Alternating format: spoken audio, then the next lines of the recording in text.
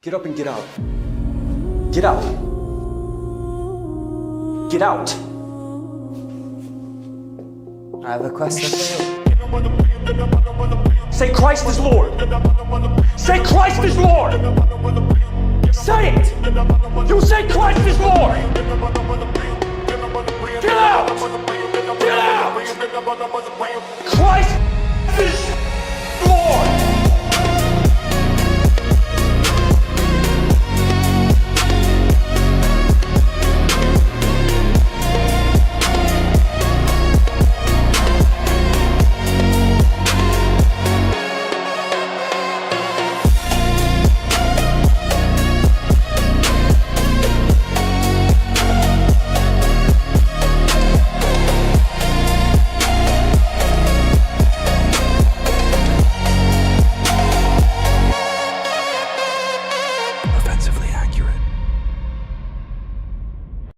Hello and welcome into another episode of Offensively Accurate, hosted by yours truly, Atlas Thugged, aka White Boy Deep Voice, aka Aaron Shepard, whatever you want to call me, whatever, it doesn't matter.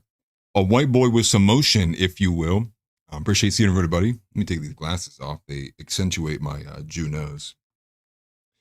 Appreciate seeing you guys in here. Ronnie, Champa, happy Turkey Days. I know Thanksgiving is coming up. Hopefully everybody's being safe on their travels to and from. I know we're going to have some traveling to do. Hopefully the roads will be safe for the majority of you guys. Thank you for Moss and Miss for becoming a watcher and becoming a member. Appreciate that, brother.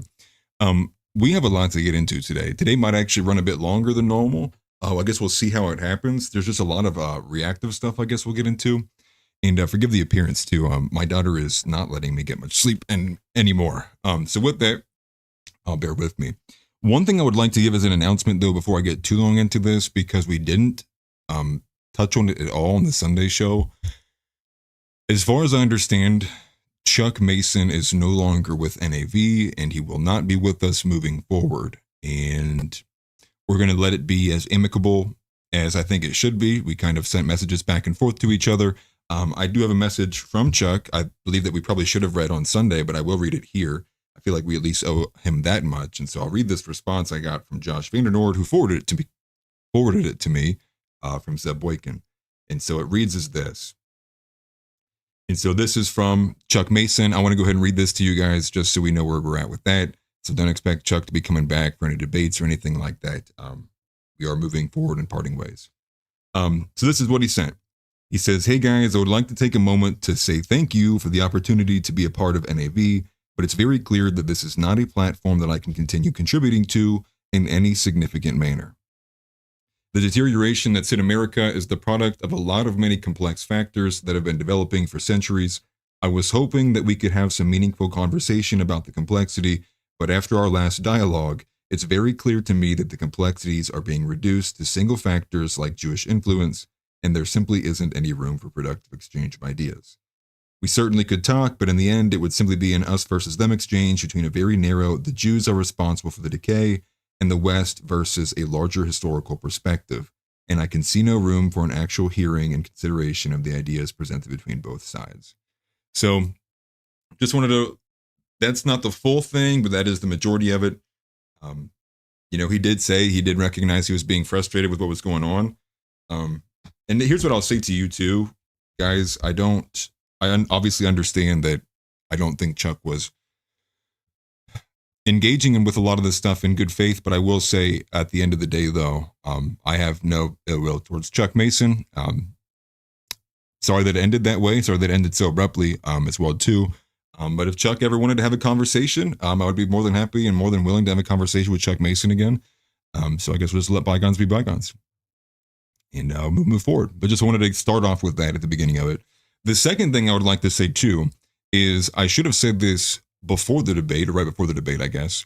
And that is a huge, huge, huge shout out to House Leotardo, who helped send a huge amount of supplies, links, and sources to me ahead of time that I was able to go through. So a big shout out and a big thank you to House Leotardo, Mr. House AI here in the community, that helped tremendously, sending me links from the UNS review, as well as the more specific stuff like the Frank Lunt's document, as well as what was the other big one he sent me? The Likud Party platform, and many things like that as well, too. So big shout out to House Leotardo. Thank you very much for that, brother. I appreciate it.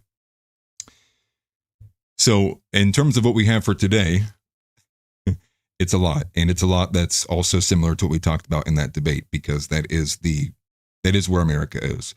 America is in the battle for its existence. It is in a battle for its identity. And on the inside, factions are fighting for power, fighting for influence, fighting to be close to levers of power.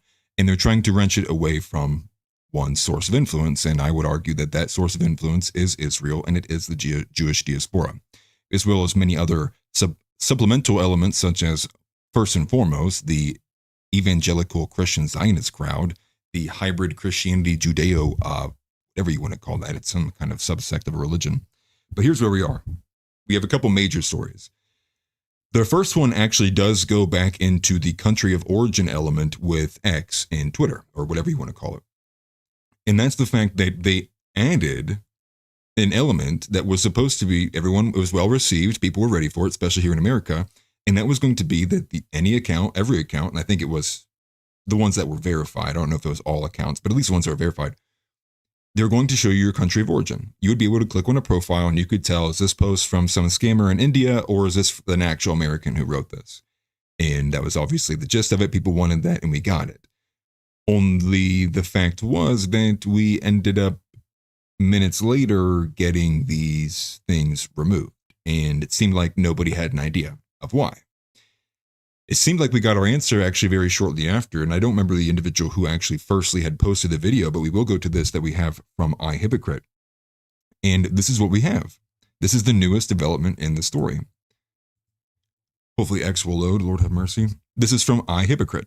iHypocrite, somebody who is much bigger than me on YouTube, and I think does really good content, is the one who actually got hit with what the thumbnail of today's video is, which is this newly added feature that seemingly just came out, seemingly was just granted to us, given. And that is, warning, stay informed, manipulated media. So to zoom out a little bit, it does appear that the DHS account was quickly recognized and observed to be one of these accounts that did not have its origins here in America. And if you watch this video in particular, what this video will show you, I'll play it, hopefully there's no sound. I'll make it bigger. You can see right here. They go into the Homeland Security account, and it's a screen recording. It looks like it was screen recorded from Opera, the web browser Opera. Right there, date joined, 2008, Israel, account based in Israel. And then it also does say it was connected via the Israeli Android app. Now, what I will add to this, however, is the conversation that ensued directly after. And this is from, again, Nikita Breer, who was the person who has been largely the contact point for some of the upcoming changes. And I forget his specific role, but he's one of the upper heads there at X. And he's a public figure as well, too, I might add, especially of the last couple of months. Now, he responded to iHypocrite, which really you can find later down here, where he says, this is fake news. The location was not available on any gray check account at any point. Furthermore, the DHS has only shown IPs from the United States since account creation. Thank you for the super chat. 1 second, I will get right to that super chat. And so iHypocrite responds and he asks, why was the feature shut off immediately after launch? And so it does appear that they shut the feature down because the DHS account had shown it was from Israel. The response, however, seemed to be a somewhat of a defense, but there were other screenshots seemingly flooding that showed this. But this, can't tell if it was taken before or after.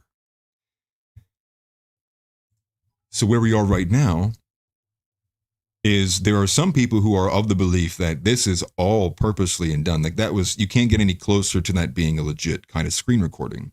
There's also another one that I have where somebody had a screen grab where they had inspect mode turned on, which also shows the active code of the web page. Now, I would also argue that's not a good one because there's other elements you could spoof that too. But this is where we are. And let me respond to the super chat real quick. This is from Mitchell Black. Thank you very much. I appreciate that. He says, I watched the debate last night and was really proud of how well you did against Chuck. Thank you very much. I appreciate that. And I was also going to add this too. I forgot about it. I'm right now, anyone can clip this if they want to. Here is an open invitation. I'm willing to debate on that issue again. Open invitation for anyone who was willing to take Chuck Mason's side on that. Anyone who's willing to argue against Israeli control, I will have that debate. Whether it's Dinesh D'Souza, Fisted Patriot, throw a list of names out there. I'm willing to have that debate, and I will continue to keep cutting my teeth on the said debate and keep digging into it because I believe it's conversations we need to have. But thank you very much. I appreciate that. I'm glad that you thought I did well. I was kind of nervous, to be honest with you, because I didn't want to, make a mistake or make anybody look bad, but Chuck did that for me. Now, if we go back to this post here, this is Woe's post. So let me show you the other faction here that's going, we don't buy this. Like, we don't care even if Nikita Breer comes out here and says, no, that wasn't a thing. And the other defense from Nikita Breer on this was that the official government accounts that have the gray check mark actually weren't even ever enrolled in the location geodata anyways, even prior to that. So just to say that is what they are saying, not that I endorse it, but just to be objective here, this is what Nikita Breer is saying and those who are defending it are saying. Now, on the other side of that, though, I'll read you this post here from Woe, and I'll zoom in so everyone doesn't have to put on their reader glasses. It says, this inadvertent leak was so unbelievably damaging to the global Jew conspiracy to destroy whites that X scrambled all weekend, making up new lies about what happened and even deployed a new feature to gaslight us. And so this is insane. Also, I appreciate that. That's high praise. I don't know if I'm that good, Alec, but that is pretty high praise, and I appreciate that very much. Thank you. I'm doing my best to try to be as close to Nick as I possibly can. Thank you. Not in alignment, but to be as skillful as an orator, I'm trying to say not to say and as much, because that brother never says it. And so Woe is in this conversation responding to this. This is the video that was mostly shared. We're going to get to this ticket here, the stay informed here for just 1 second. But before I do, I want to show you the inspection mode video because the Hodge twins grabbed this one. And I believe, and I can't remember who the original poster of this is. Yeah, here it is. It's some account by Ismael Pasa, whatever that is, just some random guy. But he has inspection mode turned on. And so you're going to see this again. It might be the same person. But you pulls it up here on the right-hand side, and so inspect mode is turned on. And so what you're going to see here is all of the active sources. Now, he's got a litany of pages opened up here. So I believe that's why there's so much of here opening up. But at the same time, it's showing all the elements. Like if you were looking at the code of this page, this is what you would see. Now, again, take that with a grain of salt from somebody who couldn't tell you a lick beyond what he just said, to be completely honest with you. But it is concerning. And I don't think we've gotten enough from the people who are saying, no, don't believe your lying eyes, for me to just simply say, okay, or whatever. And especially given the fact that the people who are saying that are the ones who should probably be given the benefit of the doubt the least, there's another added element of why I'm more so not going to take their word for it. And I think it's as simple as that, right? Occam's razor would tell you that no, they had a big oof. They made a big mistake. But there's another element of me too, which is this has been talked about at some time. Like not one person, thought, hey, like maybe we should clean this up or redirect it or, at least spoof it a little bit. So there are some elements on both sides that make it believable and also unbelievable as well. But I'm right there with Woe. Like I think they are lying. I think it's kind of wild that we even have this news story right now anyways, and it's really not being touched upon too much. But in terms of the actual little tag that it has there, let me show you what it says here. Because this is brand new. I've never seen this tag before. And in fact, I think as of right now, this tag or this video is the only piece of content that has that tag on there. And so if you go here, let me pull it back up on for you guys. So stay informed. So it's clickable so you can find out more. So if you click on it, oh, Lord have mercy. Forgive me, guys. Warning, your eyes will be gone. But it says you cannot engage in inauthentic activity that undermines the integrity of X. So that's the umbrella term here. I know if there was a dark mode, I would turn it on, guys. Here, let me do this. I'll just look at it and I'll read it to you. But it's from April. They had new changes here. And so that's the umbrella thing, right? And so people might remember when Antunes, the pretty popular account that's America First, was also just randomly suspended about a month or two ago for inauthentic content. I think was the opening when they started rolling out this feature. And so the umbrella category of the TOS here is inauthentic behavior. But if you dig a bit deeper, it also talks about inauthentic accounts, inauthentic behaviors, then inauthentic content. So here's the part that this is now specifically marked under. It says synthetic and manipulated media. You may not share inauthentic media, including manipulated or out of context media that may result in widespread confusion on public issues, impact public safety, or cause serious harm. So right there, and I'm going to tell you too, this definition is 1, 2, 3 sentences long. Manipulated how? Almost every video that gets put on YouTube is some it's some other video that was being manipulated or is a complete fabrication from the ground up, right? So it's a little broad. It's very broad of a definition there. But it continues and it says we may use our own technology or receive reports through partnerships with third parties in order to determine if media has been manipulated or presented out of context. In situations where we are unable to reliably determine if it is misleading media, we may not take action. And that's it.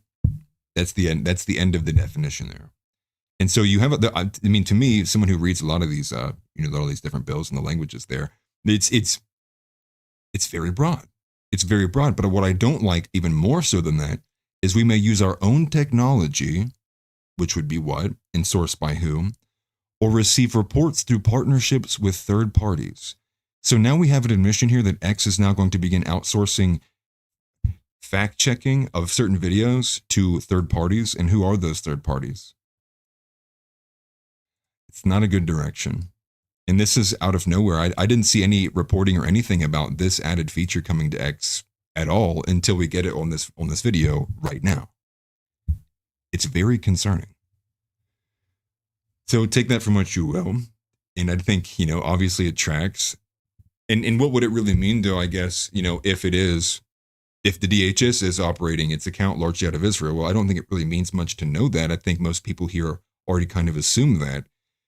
But what it is it is another kind of obvious and overt grain of sand that is added to the pile that has basically been the last 2 years of a flailing and convulsing, Israeli Donald Trump administration. This network has been reactive for 2 years, and largely because they're losing the PR narrative, and largely because they're not, even despite honoring everything that was in the Frank Luntz document and continuing to do so to this day, it can't compete with the video. And we're kind of getting, once again, another situation that happened in the 80s, which is they're forced to now have to switch up, like changing tactics. And so in the 80s, like in the early 80s with Israel, you have not the advent of colored TV, but what you have is it's becoming a lot more portable. And because it's becoming a lot more portable, journalists and those that are in the higher ups there's more access to having these video cameras. And so in the early 80 periods, you have a lot of video cameras making their way into Israel, during the 20 years, or I guess at that point it would have been 30 some years after the foundation of the creation of the state. And they're still, demolishing homes. There's still the settlements. There's still the ongoing attacks between the Palestinians and the Israelis. And that's when they had to change their tactics. It's when the video cameras started recording everything, and then it's making its way and being proliferated everywhere else. And it seems like we're having another similar one of these crises. Only this time it's with the internet. And it's because the internet everyone has a control, everyone has access to some degree over the internet.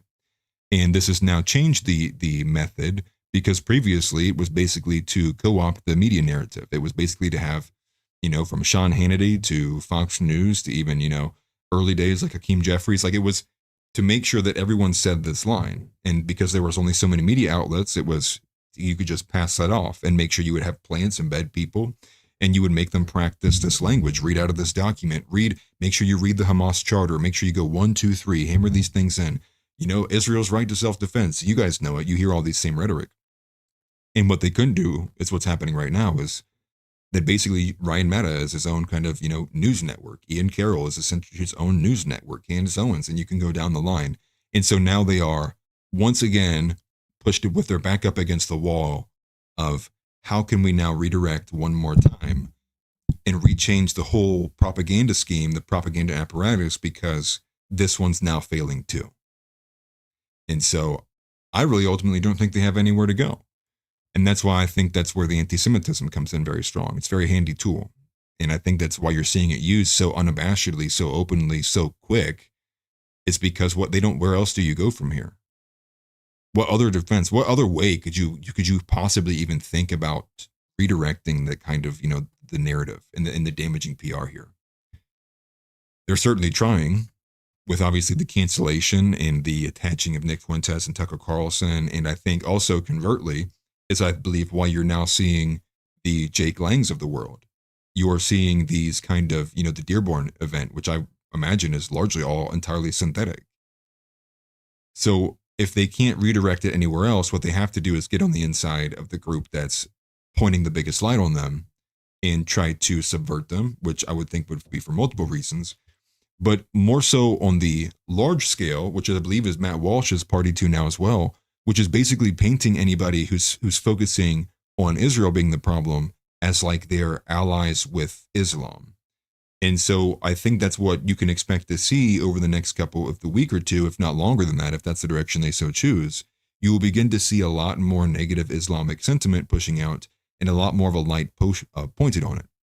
And funny enough, we do have a story about that in particular as well. We'll get to that too. I expect it's going to be getting, taken off to a certain degree.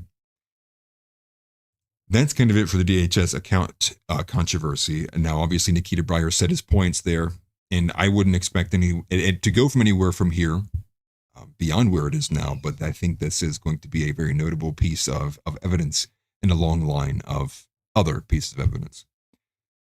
Moving on from that, though, one thing I want to heavily kind of focus on is this Candace Owens conspiracy, the plot to assassinate Candace Owens. So Candace Owens posted this, I believe it was about 3 days ago now at this point.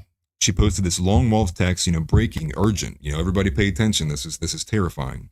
And so she says that she was contacted by a high-ranking official in the French government, and also added that she did verify who it was, and that he showed her loads of proof that proved who he was, and that's what he is surmising, and that he's close enough that she can take it as his word.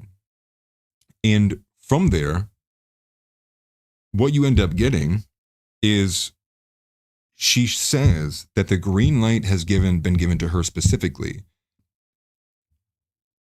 Green light is a plot against her from a small team in National Gendarmerie, right? It's the National Gendarmerie, I think is the way that you would say that. I'm probably not saying it right. National Gendarmerie Intervention Group. And also attaching that there's an Israeli involved everywhere, which it tracks, and that the plans had been formalized. So this person in the French government was also claiming to Candace that Charlie's assassin trained with the same group, or trained with the French Legion 13th Brigade, which is also quasi-related to this other group. So here we go, right? It's already getting tinfoil. She adds to that, and so it's kind of a bit. We'll start here too. What's the right word for that? It's cryptic, because she's not added much beyond that. No one's corroborated anything, and also the U.S. government's not responded, at least publicly. So then Xavier Poussard, I believe that's his name, is also another notable journalist who is from France. And he is, what's the word? Probably like the leading journalist on the Macron kind of series based in France, who's not been arrested or thrown in jail yet, which I believe 2 other journalists have been now at this point. But she adds in this big post, that she does believe his life is also in danger. But the big point, though, is that no one's corroborated anything. That's basically where she's left it. Expect that even right now, or maybe it's happening right now, or she will when she airs maybe tomorrow. I don't know if she's going live or not today. She'll probably expand on it, I would hope. But again, with Candace, sometimes she does leave things cryptic. Give it 2 weeks, she'll come back and revisit it. This is kind of the trope here with the catch me on season 4 if you want to know more about my assassination plot. It's just like, this is just the way it goes for her. So nothing's backing it up in media. So these are all claims coming from Candace. The thing is that Pavel Durov, the creator of Telegram, or I think he's this creator, maybe CEO is a better word, he has come out publicly and he is backing her claims. He says he finds it, what was the quote? Entirely plausible. Now, the reason why this is kind of concerning is because a lot of people have found and think that Pavel Durov was captured when he was brought in. He was brought in, I believe, under an investigation not that long ago, within the last year or so. But just to say, this is somebody who has dealt with being on the fringes of the law, particularly because of what he tries to push with Telegram. So maybe there's some truth to that statement. Maybe he sees some familiar faces and he goes, yeah, I believe this. So just to add that there, not to say I find it to be significant, but I do find it to be something to add in there as well, and of quick succession too. Because, and I add this as well, and I'll say this now, I think it's a perfect point too. There's been an argument, and I can see some of it, that Candace is in fact a asset, but an intelligence asset that is working not as an agent for Russia, but is working with to help Russia. And some people have went and tracked this, and they find connections that relate not only just herself to George Farmer. Some of these connections also go to the Tate brothers. And so I'm just saying, I have not explored any of those. I have seen some of the arguments about that. I do think there's some merit that should be explored there. So take everything here with a grain of salt. I probably be the first to tell you that, and the first to also say, we're moving into an era. I mean, just the fact of the manipulated media thing, we're getting close to an era where when all videos have the potential to be AI generated, like, you're just gonna have to go with your gut, right? I do find Candace's style largely to be not self-aggrandizing, but it is a profit model. I do think that she does things particularly to benefit her profit model for her show. There's some overlap there with grifting, obviously, I think. But to take it with a grain of salt, like I say all the time, if she's doing things that help our side, I'll take them. She does things that doesn't help our side, no, won't. But I would also add in there, though, Project Veritas also stepped in. So here's Project Veritas stepping in. And Project Veritas stepped in, which I thought was pretty odd, not anything that they say here, but they step in because they bring about the fact that Bill Barr's daughter, because Bill Barr was the former Attorney General, his daughter, who's also a former senior Department of Justice official, they post these texts. So read this. Candace has been a target of government for years. Quote, we need to blackmail her faster. From Mary Barr Daly, former senior Department of Justice official, daughter of former AG Bill Barr. And so if you read these texts that were produced by Project Veritas, again, like today, but here's what's odd. They're from 2021. So I'm not understanding why, like, I get that he's saying that she's been a target for government for years, but how long have they been sitting on this? It's like the first I've seen of this. Maybe they reported on it before and I had no idea. But where did this come from? But here's what they do say. He says, hi, I need you to start working on the redacted and Candace Owens case. The second text goes down here. It says, Armstrong will give you the commands, but we need to focus on black and redacted first. Work with Armstrong on this. Send some underage girl to secure him. He's an easy target. The harder one is Candace because she's very resistant. Gather the group to come up with a good strategy, but don't waste time. For redacted, it would be good to have something we could use to put him in jail. Now, this also ropes in Kimberly Klasick. And this is where it gets a little bit more weird. Writing here, have you been working on the issue with Candace Owens? We need to blackmail her faster. Klasick has already been affected. Or Klasick has been very effective. Tell Armstrong to send the photographer to follow her and also follow her husband. AW want to know if they need to focus on Candace or... Now here's this bottom paragraph. I am so angry at her that I can't stop thinking. If the things she says about Klasick are taken seriously, they will investigate the use of money in the election campaign. We have to bring out material to destroy her reputation before she gets to us. That is crazy. Like normally, like you have to go to Hollywood. You have to be watching a movie to get something that's like that's damning as that. But whoever has sent this text is like, investigate immediately. Whoever has the ability, the power to do so, this has to be investigated almost instantaneously. And so, again, take it for what it's worth. It's from 2021. I do think that's insane.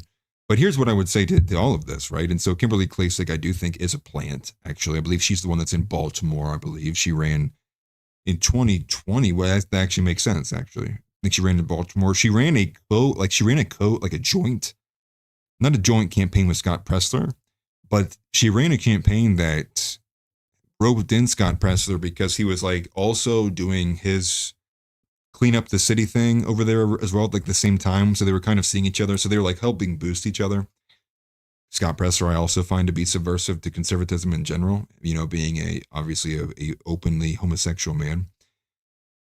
But this is what politics is. Politics is blackmail. Politics is a blackmail operation. It is a consistent finding and exposing of the other awfuls of the other people who you don't want to have power. I mean, this is just the status quo, right? That like it's not now from the Jewish mob on to Israel at large to, I would imagine, forgive me, many other intelligence agencies also adapting and adopting to that model. Because think about it, right? Prior to essentially like World War II and for the First World War, because they were being built and organized in different points, but largely after World War II, you didn't have many of these like intelligence agencies like as we know them today. And when you think about something where it does affect almost all governments, and all governments, I mean, think about the nuclear bomb and how we still kind of scramble and we have these wars and we fight for the power and the deterrence of what a nuclear weapon is. Now take that framing and then apply it to information and intelligence and blackmail, because that essentially became the next new weapon. That's the new weapons grade material, is the information. And so now what they're going for is they're trying to get who can be the best at weaponizing this information. And so the way I look at it was, I think Israel did it.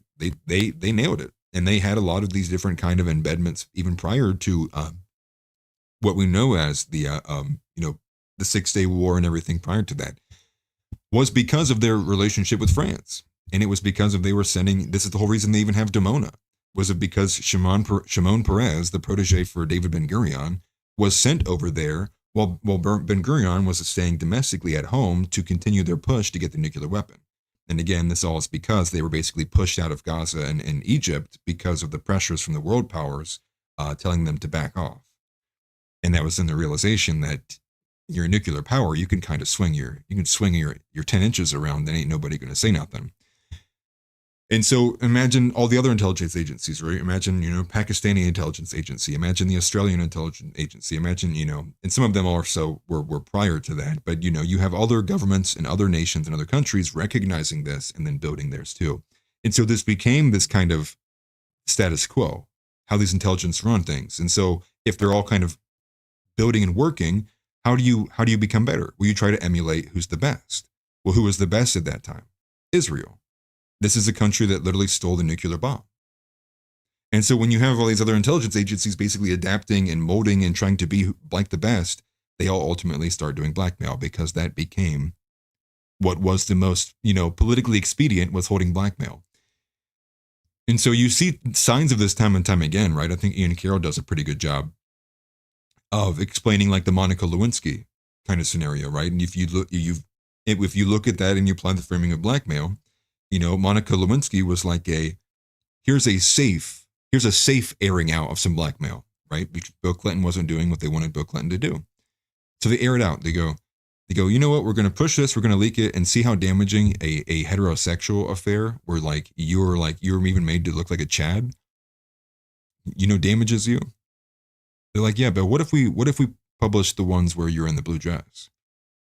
What if we publish the ones where Donald Trump is giving you something? And so that's a way to understand, just this is the nature and the network of it. And I think it's even more so too, like if you look at the way these people even talk to each other, I think you could just understand that in and of itself. And given the fact that it's like every politician's involved in like 10 affairs, it's like, well, there also is an argument that we're just that shitty of people, but I think there's something to that. I think it's kind of hard to ignore. So what I would say is I don't wish any ill will on Candace Owens at all. I don't think anybody does here.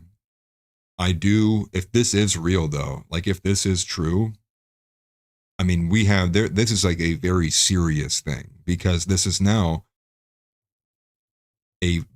basically a French government coordinating an assassination on an American citizen. So how does the U.S. government respond to that? So if it is real, this obviously changes, I think, the entire news cycle. I think this would become something huge. It would basically rip things apart, to be honest. So no wishing on ill will, and I do hope that she stays safe. I do hope that nothing happens to her, but I do know that things are like this and anything can happen at any given time. But to go more specifically into what she was actually covering, though, she, someone, I think it's who put this together. I'm going to go to some of her recent posts, actually, to put it on screen here to show you why I will show you this. Because there's only 2 more posts of hers, at least that I've seen, when I was show prepping, from the original one that pushed for, this overwhelming, urgent kind of like, danger. The second one, she says, I have informed people in the federal government and the White House of the France and Israeli assassination plot and am willing to provide full details, as well as the name of the assassins and international accounts in France and Canada through which money was exchanged. Beyond that, I have shared more information with the public regarding the Brigitte story I was investigating at the time of Charlie's assassination. This is all available on my Instagram stories. Thank you all for reaching out and praying for my family. And so I was like, okay, why? I don't ever use Instagram. So I made a note. So I was like, maybe I should check that out to see what she had posted. And then somebody actually made it easy for me. But this is the most recent post as of the time of I made my show prep. So mark it like prior to like what, 4:30 or 4:45. And this is what her last post was. When everything is said and done and the public learns that Macron allegedly moved $1.5 million for my assassination, how will the world respond? And you can see every single one of these are just loaded with likes, millions of views on all of these. And obviously it's a big public figure claiming something insane.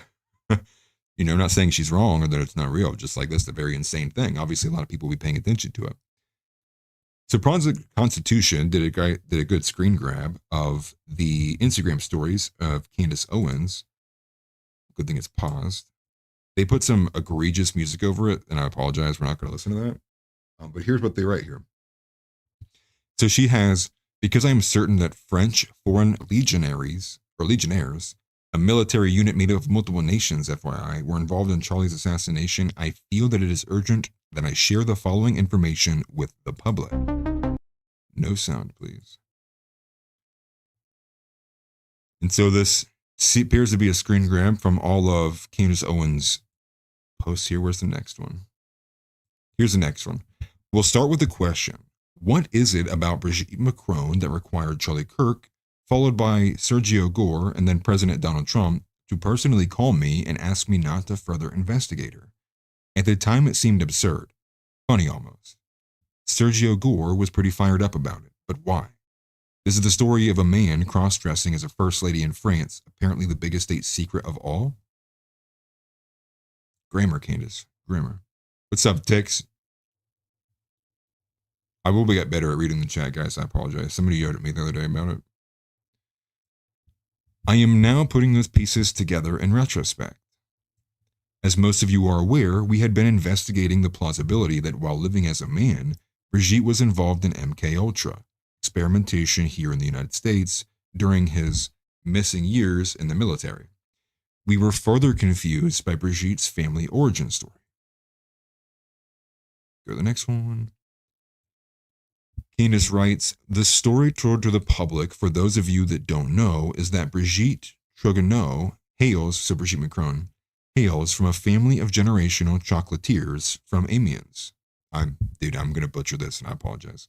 A bakery that has been running since the 1880s. We received a tip that the story was impossible.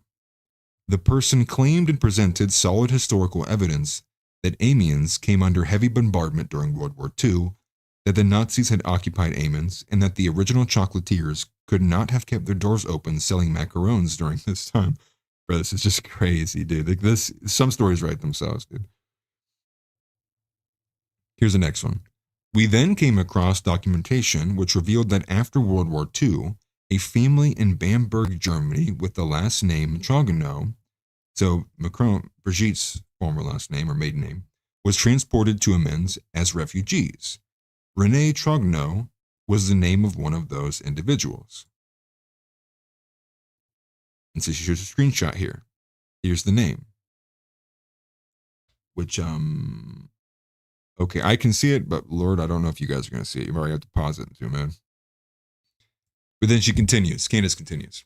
I had begun to wonder if it were possible that actually Brigitte's lineage was German. As we know as Americans after World War II, the CIA began Operation Paperclip, where they gave new identifications to Nazi scientists and inserted them into our government. Therefore, it was at the very least a compelling theory that Brigitte's family could have actually been Nazi scientists, and that was the big state secret worth protecting. Close to troglodyte, that is funny, right? So this is, now understand, this is where the story is going now, right? So the story is now going to that the reason there has been such a concerted effort to maintain and protect the actual identification of Brigitte is multifaceted, and maybe even more primarily faceted by the fact that she actually came from a Nazi family, not a family that was attacked by Nazis. So as it continues here, pause it again. Where's the next one? She goes again. This was in early August, and I had no way confirmed this. It was just a theory that I was working on, researching, and open to being debunked on. My main questions were, 1. What happened to René Trogano of Amiens? 2. Who is René Trogano in Bamberg, Germany, and what did he do? And 3. Can we prove that René is related to Brigitte? Which is wild because it's René a male name in German? Possibly. I have no idea. What's up, 1989? What's up, brother? Princess Kate, I think you're a new face. I haven't seen you in here before. Chocolatiers, yeah, I had no idea. Different than a musketeer, apparently. And so she continues. So Candace then writes, I know this is pretty heavy, but I want to get this all out there. I feel like it is worth covering given the fact that this possibly is very legitimate. But Candace continues. It is all the more compelling, of course, that this would combine the MKUltra Stanford University angle that we had been prodding. And don't forget, in Brigitte's lawsuit against me, she has mentioned MKUltra a jaw-dropping 18 times. That I did not know. It was a shocking overreaction to me, having merely mentioned that her alleged birthday also happens to be the day the MKUltra program was born. The thing is, Candace likes to throw in a lot of things that could like purely just be coincidence and really doesn't add much to. It's like Brigitte is, Brigitte's prototype number 1. It's like she aggrandizes it a little bit too much, right? This is kind of the thing why people fall away. Where's the next one? For those of you who do not know, the precursor to MKUltra was a Nazi program known as Project Monarch. To this day, our government, which loves condemning everyone as a Nazi, scrambles and lies to protect and hide the fact that this Nazi program existed. Why? Did we bring its authors over during Operation Paperclip? And then we go to the next one. Of note, Project Monarch was a government program which abused children. As those of you who are in my book club know, her author Jeffrey Masson, who was the assistant director to Sigmund Freud's archives and was slated to be the next director, Sigmund Freud and his abusive associates in Vienna, Berlin, and Paris had acknowledged that this trauma was a way to manufacture and control a future psychopath. So, the conditioning element of it, the winter soldier, if you will. I will spare you the details, but suffice it to say that parents were intentionally harming their own children, and it was happening a lot across Vienna and Paris in particular. This is a part of history that has been intentionally buried. I strongly advise everyone to read The Assault on Truth for further context. Continuing back to our Brigitte narrative. After raising this interesting point regarding Brigitte's family chocolate business publicly, I then received another tip. And this tip is this. And this one's where it's getting wild, because I saw this earlier and I couldn't believe it. But here's where it gets wild, and so prepare yourselves. It kind of is, it makes it jump. This is the Candace tips, and it says subject. Brigitte Macron's family worked for Beitar, the precursor of the Irgun, which in itself as a precursor to the Mossad. And those who don't know, the Irgun is one of 3 terrorist organizations that made Israel. And it was one of 2 that did actually get the terrorist organization designation from the British government. It was the Haganah was the one that did not receive that designation. And because it did not receive that, it allowed the Haganah to operate in ways in public the other 2 were restricted from. But back to this. And so I know it's probably hard to read, but we're right here.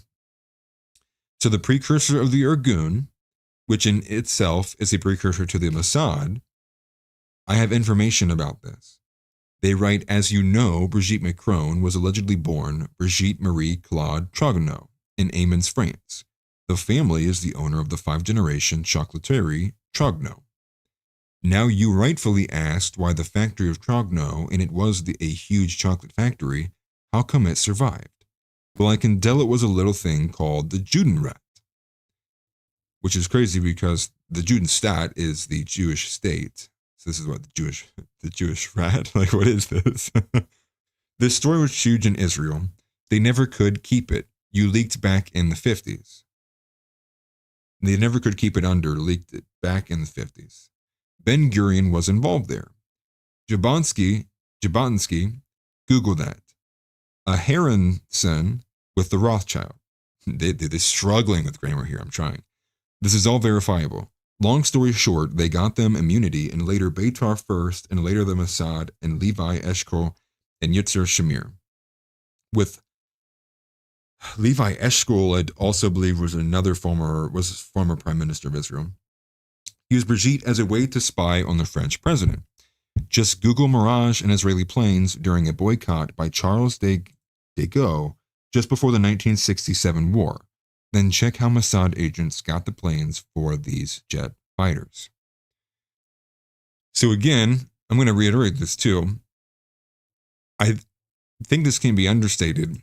The French-Israeli connection predates the U.S.-Israeli connection.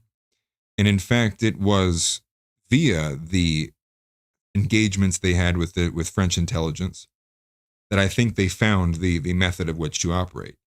And in particular, they were trading influence, or not influence, it'd be influence nowadays. They were trading intelligence because one of the colonies from Israel, I believe what is Algeria, was up in arms. And this was after the World War. They were up in arms. They didn't want to be colonized by France anymore. And so they were losing power. Most of those nations were losing power given how World War II had kind of happened.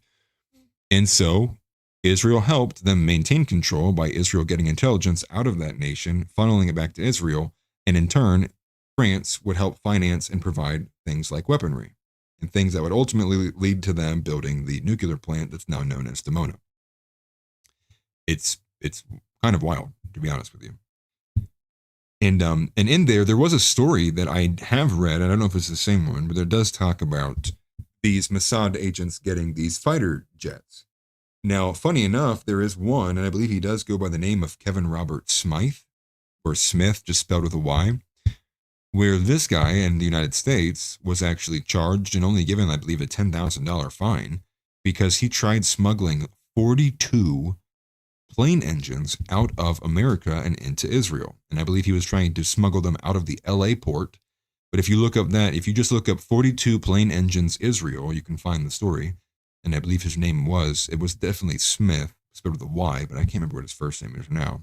And this was a thing. This was a common occurrence. It was basically, and because of the Jewish diaspora, because they have all of their influence everywhere. And I think even at the time, I'd have to look back on it, but the United States and France are the 2 biggest places of the Jewish diaspora. And so hence why you would see the United States and France being the ones to be so much more involved is because there's going to be a lot of French Jews and American Jews. And they don't like that term, mind you. We'll get to that later on today. But continuing here, though, off of that tip that she received, Candace responds and she goes, I would like to be clear again that I have not confirmed that tip, but Brigitte having a connection to Israel somehow would make sense, given the protection he is afforded and the extraordinary lengths taken to guard something so obvious like her true gender. They seem willing to kill over the secret, which signifies to me that her true lineage is from a powerful family. Israel is the only nation that I feel has the pull to demand that Trump call me. It is also the nation that would have Sergio Gore call me, and Charlie Kirk. Continuing, what I am utterly confounded by is the unnecessary deceit. If Trump had simply called me and said, Brigitte is a state asset, we need you to protect the information at this time as a matter of national security, I would have done it. Instead, I was told that Macron's feelings were hurt and that he didn't want to negotiate an end to the Ukraine war because his wife was upset. I guess governments are so accustomed to dealing in deceit and lies and death that the option of just asking someone to do something and being honest with them as to why just never even crosses their mind. The government factory setting seems to be demand, control, gaslight, and kill. Anyway, I wanted to share all of that information publicly because with the French and Israeli assassination information, I am realizing that the story of Brigitte Macron, which I stumbled upon quite innocently, is about a lot more than a trans woman who groomed Emmanuel Macron. And I wonder if things would have been different if Charlie had shared with the public who exactly he thought was going to kill him in the 24 hours leading up to his death. He expressed this to multiple people in his inner circle, but he didn't inform the public. I wish so badly he had told me directly. And that is the end of the stories they had stitched together there from Candace Owens.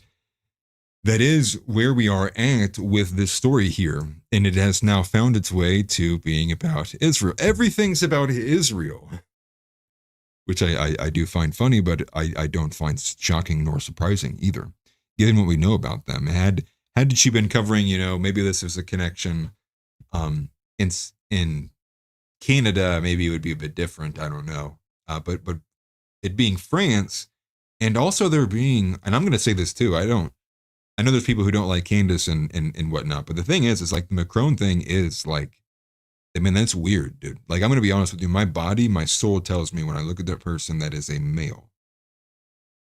And also additionally too, like the grooming element and like the 40-year difference of age and like the guy ends up, now he's the leader of the country. It's like, it's all very suspect, right? It's all very suspect. And maybe it's just nature of the fact that everything is theater no matter what country you're in.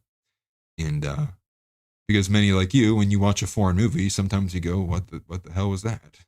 Because you don't understand it. You don't really get it. You're not tuned into some of those inside jokes or the ethnos behind it. But wouldn't that be something? Wouldn't that be something? Wouldn't that be something? This is the love story, actually. Nick Fuentes and Candace Owens rejoined together because Candace, through this assassination, she goes, Nick, you were right. It's always them. Even in France, it was always them. It's always these people, man. But I do find that funny. And prayers out to Candace Owens. I know she's probably under a lot of pressure. And it sounds like she's about to be under even more. And so I'd expect her to overtake the news cycle, especially given the fact that this is probably not going to be going anywhere and will continue to be another one of these kind of elements. I'm sure Fisted Patriot is working on his video to talk about Candace and why everybody just hates Jews or something. Anyways, so that was the Candace Owens. So that's kind of the two big featured stories out of the way. That's kind of like where we're at. No, did she say that? No, I was just making a joke. Orthodox boomer grandma was making a joke. I think that she might be closer to saying that if this story is true and there is a connection, when there definitely is, to, foreign intelligence agencies also being loosely associated with one of the founding paramilitary groups that funded and was absorbed into the IDF. It's something.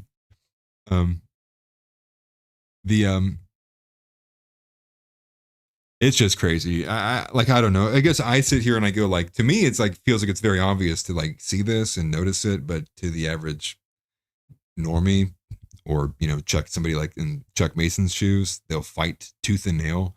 They fight like women's ability to be naked, right?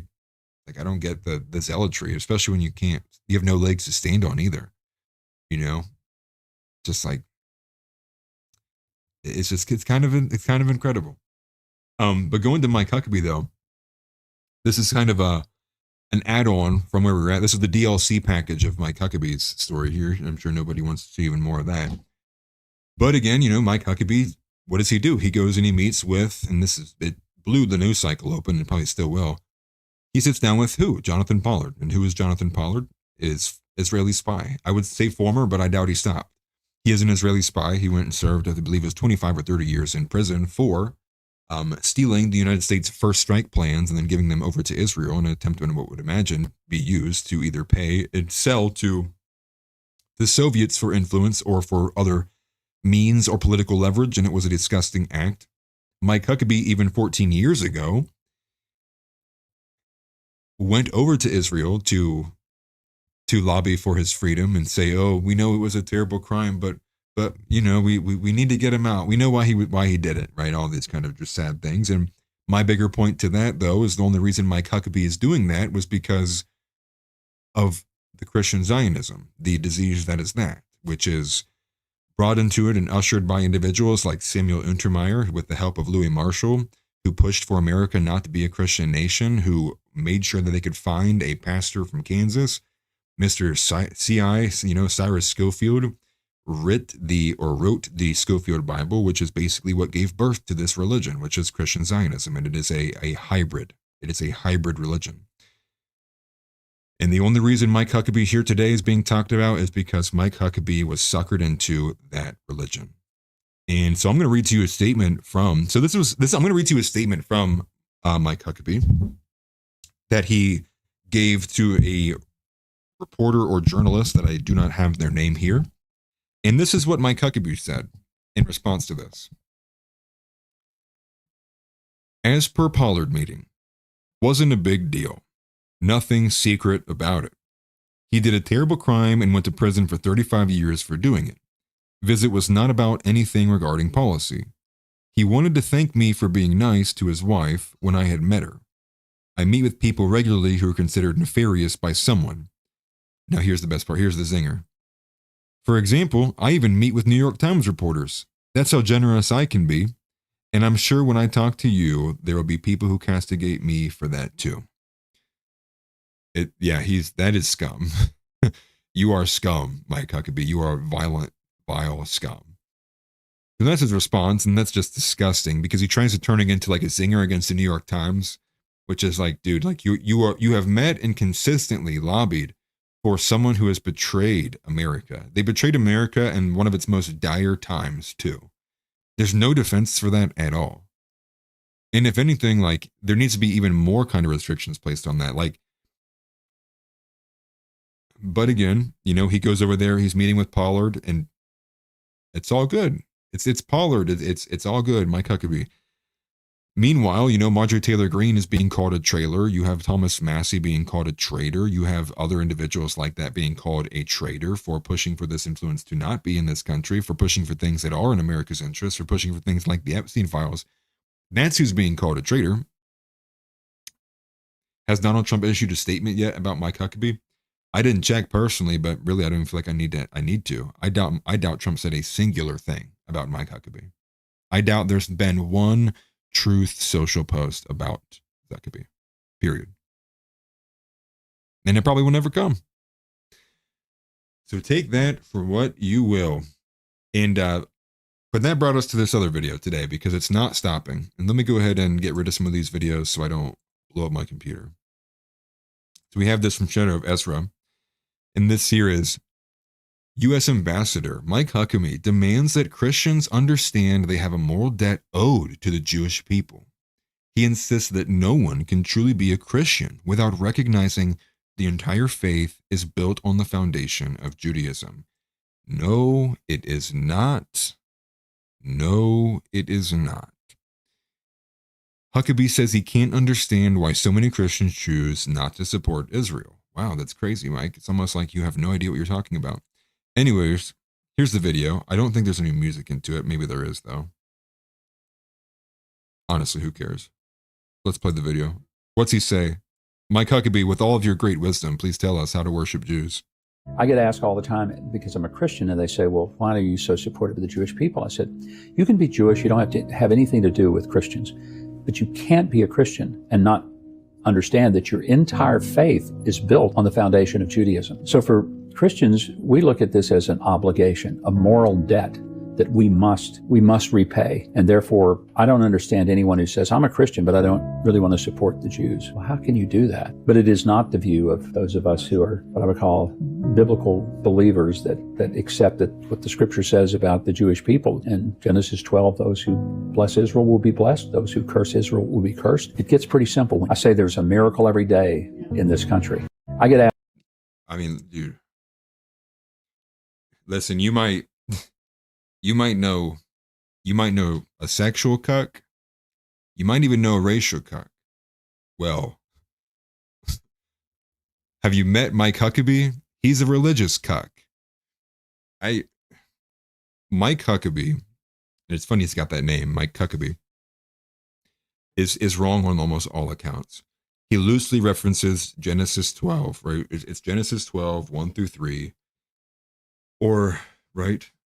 Yes, I always mix that one up. In the Galatians verse as well. He loosely refers to this verse. He also says too, he's like, you can be Jewish and not give a shit about Christianity. He's like, that's fine. He's like, but what you can't do is you can't be a Christian and not worship the Jews. He's like, that's where we have a problem. He's like, hold on. What's completely fine and acceptable.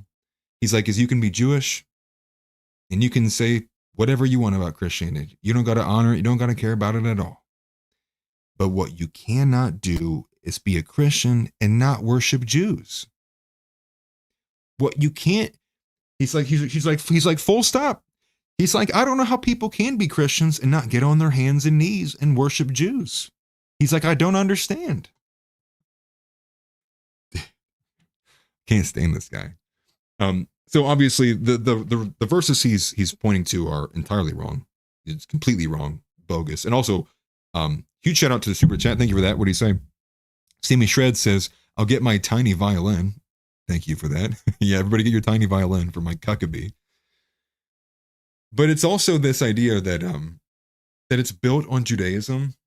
And it's funny enough because if you look at the Jewish Encyclopedia, it will tell you verbatim that no, that it's in Orthodox Jews will tell you themselves that Judaism is a Pharisaical, I think that's the way to say it, Pharisaical and rabbinical practice. It was utterly changed, right, from the fall. Once the Sadducees were out of the picture, it began to get heavily morphed by the Pharisees. And it is man's word. I mean, Judaism literally is man's word. Judaism is man's word and the rejection of the Son. And that's the thing too. It's like one of the most basic Christian beliefs you have is like, if you reject, can you reject the Son and also receive from the Father? No. He who has denied the Son has also then denied the Father. It's Christianity 101. So you really have to you really got to take a microscope to be like, what does Mike Huckabee believe then? Right? Mike Huckabee, are you serious? Like you say you don't understand how people can be Christian, but you yourself seem to fundamentally not understand what a Christian is. Mike Huckabee sitting there saying it's fine for Jews to deny the Son? And but what he doesn't know is why these Christians, hold on. And he's just saying these things out loud, they're not being checked? Interesting. Shouldn't we have isn't there a big kind of Christian kind of group here in the United States? Wouldn't they double check on it? Wouldn't you expect they'd be like, hold on, Huckabee? Sorry, you're wrong. We as United Christians of America, we would say, no, actually, sorry, you misread the Bible verse. Where are they? Where's that? Where's the pushback outside of a few guys from America First? it's insane. I mean, you don't even, I don't have to do anything. Just let them speak, right? And this is kind of goes to what Nick says about, Loomer and these others being the MVP of the movement. You don't got to say a word. They'll just let them talk long enough. They'll give you all the ammunition you need. I think I basically gave my opening argument to Chuck, and then all I had to do was use Chuck's words against him for the rest of it, or just bounce off of what his points are. I mean, it's like these people, they don't. And maybe that's part of the indoctrination. And maybe I should be more sad than irritated that people are this easily kind of swayed or convinced or misled. And is there an element that Mike Huckabee actually believes this? He believes all of these nonsensical, very incoherent logic of what he's trying to put forward? Or is he being malicious? Or is it because he actually really doesn't believe that? And see, I'm sitting here like I'm beginning to go, I really don't know, and I'm having a hard time saying it's ignorance. The guy's been known as the Bible thumper since he originally ran in the Republican primary, back when he was running for president against, I believe, Obama, like 2008. So I like, come on, man. So that's Mike Huckabee in a nutshell. I don't want to spend too much time on that. I'll end up saying something that'll get me. They'll be writing to me like they're writing to Candace, apparently. And another thing I wanted to point the attention to. So there's a lot of this. I realize we're like an hour in 5 minutes. I'm on 0.4 of like 12. So bear with me. We're getting through it. We got a lot. And I appreciate you guys being in here. Thank you very much. Let me take an ad break. No, just kidding. We don't do ad breaks here. No, but we are moving on to another story that's kind of in the same kind of frame here. And this caught my attention, but this is from the Marjorie Taylor Greene fallout. And what I will say is this too, because of the messing up of schedule and the debate happening, that was a story I missed pretty heavily. Also, my beard's growing out pretty heavy right now, and it's doing that thing where it curls up at the bottom. So if I look Islamic, it's not by choice, I promise you, dude. My picks just aren't strong enough. Anyways, though, Marjorie Taylor Greene. Okay, Marjorie Taylor Greene is quitting. MTG, she's quitting. Now, when I had first seen this, actually, I'd thought that maybe there's potential that she was going to run for president, because there was even a report, I believe, by the New York Times or the New York Post, somebody not too long ago had posted that there was a potential or a leaked report that was alleging that Marjorie Taylor Greene was preparing for a possible presidential run, or placing some feelers out there. I forget what the actual headline was. But earlier today, it was earlier today or late yesterday, she says, no, this is entirely false. I'm not running for president. I'm done. She's like, I'm just quitting. I'm done. I don't want to be a part of this anymore. To which I did see Nick Fuentes had said in his Telegram that he found that to be pathetic, and that she was basically just quitting and bailing out. And this is, and that's kind of true too. And this is also another argument for why women shouldn't be in these kinds of positions, is because that's what's happening to her, right? She's being pressured from all sides. People who she thought were her friends were her enemies, and she's overwhelmed. She's as Gen Z says, she's overstimulated. There's too many things going on for her to handle right now. And I think that's why she came out with the battered wives speech, which was that. She just feels like she was played, and she probably feels like she's got loads of egg on her face. Pause. And she doesn't want to be a party to this anymore. She's like, no one's here. Everyone's stabbing me in the back. Like, F all this, right? And I understand that energy. I do. But when you fall back and you place yourself as like a fighter for the people, you're going to push against all of this. You're here for us. And then you quit on the first time it really gets rough. It's like, maybe you shouldn't have. Well, for one, you were never that person then to begin with. And two, this is again an argument for why it shouldn't be women, being very easily assailable in that kind of, emotional stimulation. But not to say men can, obviously, but women more often.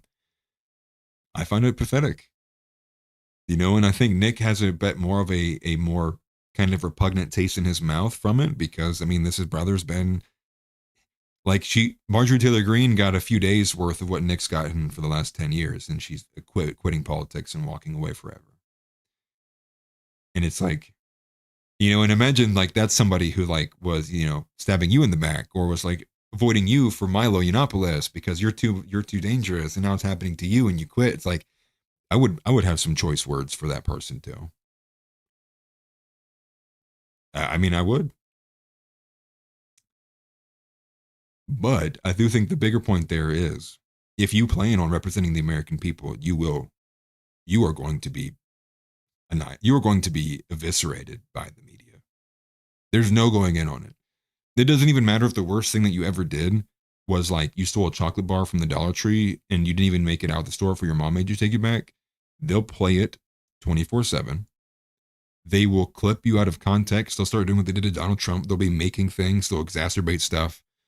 And I say this given the fact that I will be having Michael Johnson on soon, and I apologize to him because I haven't been able to reach back out to him, because we're going to talk about young men getting involved in politics and what to expect. And there is an element of that does talk about how to deflect, avoid, and, to not be caught out on these bad moments. That way you don't have a media firestorm at your house. That way they're not roping in your kids and your wife and your grandpa and your grandma.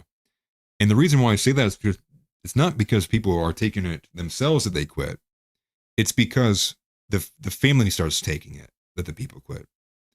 And I'll reference Henry Ford again. Henry Ford had no problem with all the news media calling him anti-Semitic and hateful and all that. He even got ran off the road. It wasn't until his wife was saying, "You need to stop this," that he recognized he was right. They may start coming after people that aren't me just to get at me. And I am roping in other people. And then he stopped. And so this is just to say, like, you're fighting evil, dude. Like, evil, there's no rules. There's no like, there's no honor or anything. It's like, dude, the moment your eyes drop, oh, you could sneeze and they'll come over there and they'll take your head off. It is sad. Yeah, the country's cooked. I try not to get blackpilled, but that's basically where we are. That's basically where we are. Yeah, John, whoa, house, whoa, that, I heard that church father was an anti-Semite. Whoa, that's an anti-Semite church father. Like all of them, you mean, actually? Like literally all of them, actually. John Chrysostom, which is also just like a sick name too, by the way. Ted Cruz did have a meltdown. I couldn't stand listening to that bullshit. He needs to go away forever. But because of all the MTG stuff, she's quitting, obviously. And it was the response to that, though, that it caused Alex Jones to give us this golden clip, where Alex Jones says, because of everything that's going on, and this being the straw that's going to break the camel's back, he's an inch from no longer supporting Donald Trump. So take a listen to this. It's from Alex Jones, inches away from not supporting President Trump anymore. Here we go. And I'm just going to say it point. Well, that is way too loud. Blank. I'm not a bandwagon person. I don't pile on when other people are doing something. But I know MTG well. She's a woman of incredible integrity, brought up poor, self-made, very successful construction company, a woman of great integrity. She announced last night that she is resigning. I predicted on the Tuesday broadcast. She didn't tell me this, but I talked to her at length. And it sounded to me like she was thrown in. Hold on, dude. I just realized something. Why was it? Oh my gosh, dude. Did I run the whole stream with that? Oh, hopefully it wasn't too bad for you guys to see. I just noticed that was like literally blown out of proportion. Sorry if that made anything look bad on screen. I was not paying attention to that. The towel just because she can't be part of something that's, quote, a lesser of two evils. And she's very popular in her district. Wins by some of the widest margins of anyone in Congress. And we'll play her statement here in a moment. But that ties into all of this. But I'm not saying this because of what she just did. I'm going to have to reflect on this, and I'm going to have to pray about it. And I'm going to take a few weeks on it, I think, is the most important thing to do. But I'm not a person that is normally conflicted. I think I have a lot of knowledge, a lot of depth, a lot of sources, a lot of context. And when I do get conflicted on something, I just have to go to God with it and pray about it a lot, and then go to that place that King David talked about, the quiet place, the Most High, and then I'm going to make my decision. And I mean, if God tells me tonight, I'll make my decision, but I am seriously inches away from not supporting Trump anymore. Alex Jones Groper incoming. But there, you heard it from the man, inches away from no longer supporting Donald Trump. Inches away. What I would also add to that too, that I thought was awesome, was it seems to me that Alex Jones is repeatedly saying God and Christianity a lot more. Now, I don't believe he has said Jesus Christ, but I would like him to. And maybe his son's working on him. And that'd be cool, right? It'd be cool if his son's working on him. I know his son's been pushing in a pretty, different direction from him, and I hope his son can bring him to Jesus Christ, because that'd be cool. Turn Alex Jones into a Christian nationalist. He's like, I'm abandoning everything. He's like, Christ is king. He just walks away. He's like, shut it down. Shut it all down. Christ is king. He's like, you know what? He's like Nick Fuentes for president. That'd be crazy if he did. Is his son EO? I thought he was too. I couldn't remember where he went, but I knew that he was. And I know that he's been very open about that journey too. Yeah. Let's move him away from God and let's pray to Jesus. We also had Thomas Massie coming out and saying it. Now, what I mean by this is Thomas Massie on this spree with Jeffrey Epstein has not been saying this. From this quote from Stu Peters is the part where he's saying it out loud. Thomas Massie, though, from basically the moment that he came together with Ro Khanna, has just largely been focusing on the Epstein files, like in and of themselves, focusing on, who's involved, like the victims, the people, the higher ups, but not really speaking too much of where it came from or why the operation was being done, but more so that it exists and we need the justice for it. And so here and there, he was saying, like, I believe there's intelligence agencies attached to this. I think there's some reasons why they won't. And he's been moving further and further along to now here. He says verbatim, I think Israel is influencing the Epstein file release. Israeli intelligence and our own CIA was wrapped up with Epstein. And so this is a 3-minute clip here of Thomas Massie coming further down the pipeline on Israel and being less so hands off about it, being less so, bourgeois, being couth, it's a intelligence agency, right? He's like, no, actually Israel. So here is this from Thomas Massie. Do you believe Netanyahu's involvement with Trump is influencing the decision of the Epstein file release? I think Israel is influencing the Epstein file release because Israeli intelligence and our own CIA was wrapped up with Epstein. And so it would be embarrassing to our own intelligence agencies as well as Israel's intelligence agencies for all that to come out. And if you notice, there are a lot of bots online and people who are paid. Maybe they're not robots, but they are paid, and they're going after Marjorie and I uniquely. And I think it's because we are against the war that Israel has in Gaza right now. And we want that to end. He's getting there, Schaefer. And we don't vote for foreign aid, and we don't vote for military aid for these other countries that are at war. Slowly. And we get in trouble for that. We're working on him. Do you think Epstein's still alive? If we can get Thomas Massie to say Jews, it'd be crazy. And do you think he was a Mossad agent? Let's talk about agent. I think he helped Mossad. Was he collecting blackmail on our politicians, and that's why no one wants these released?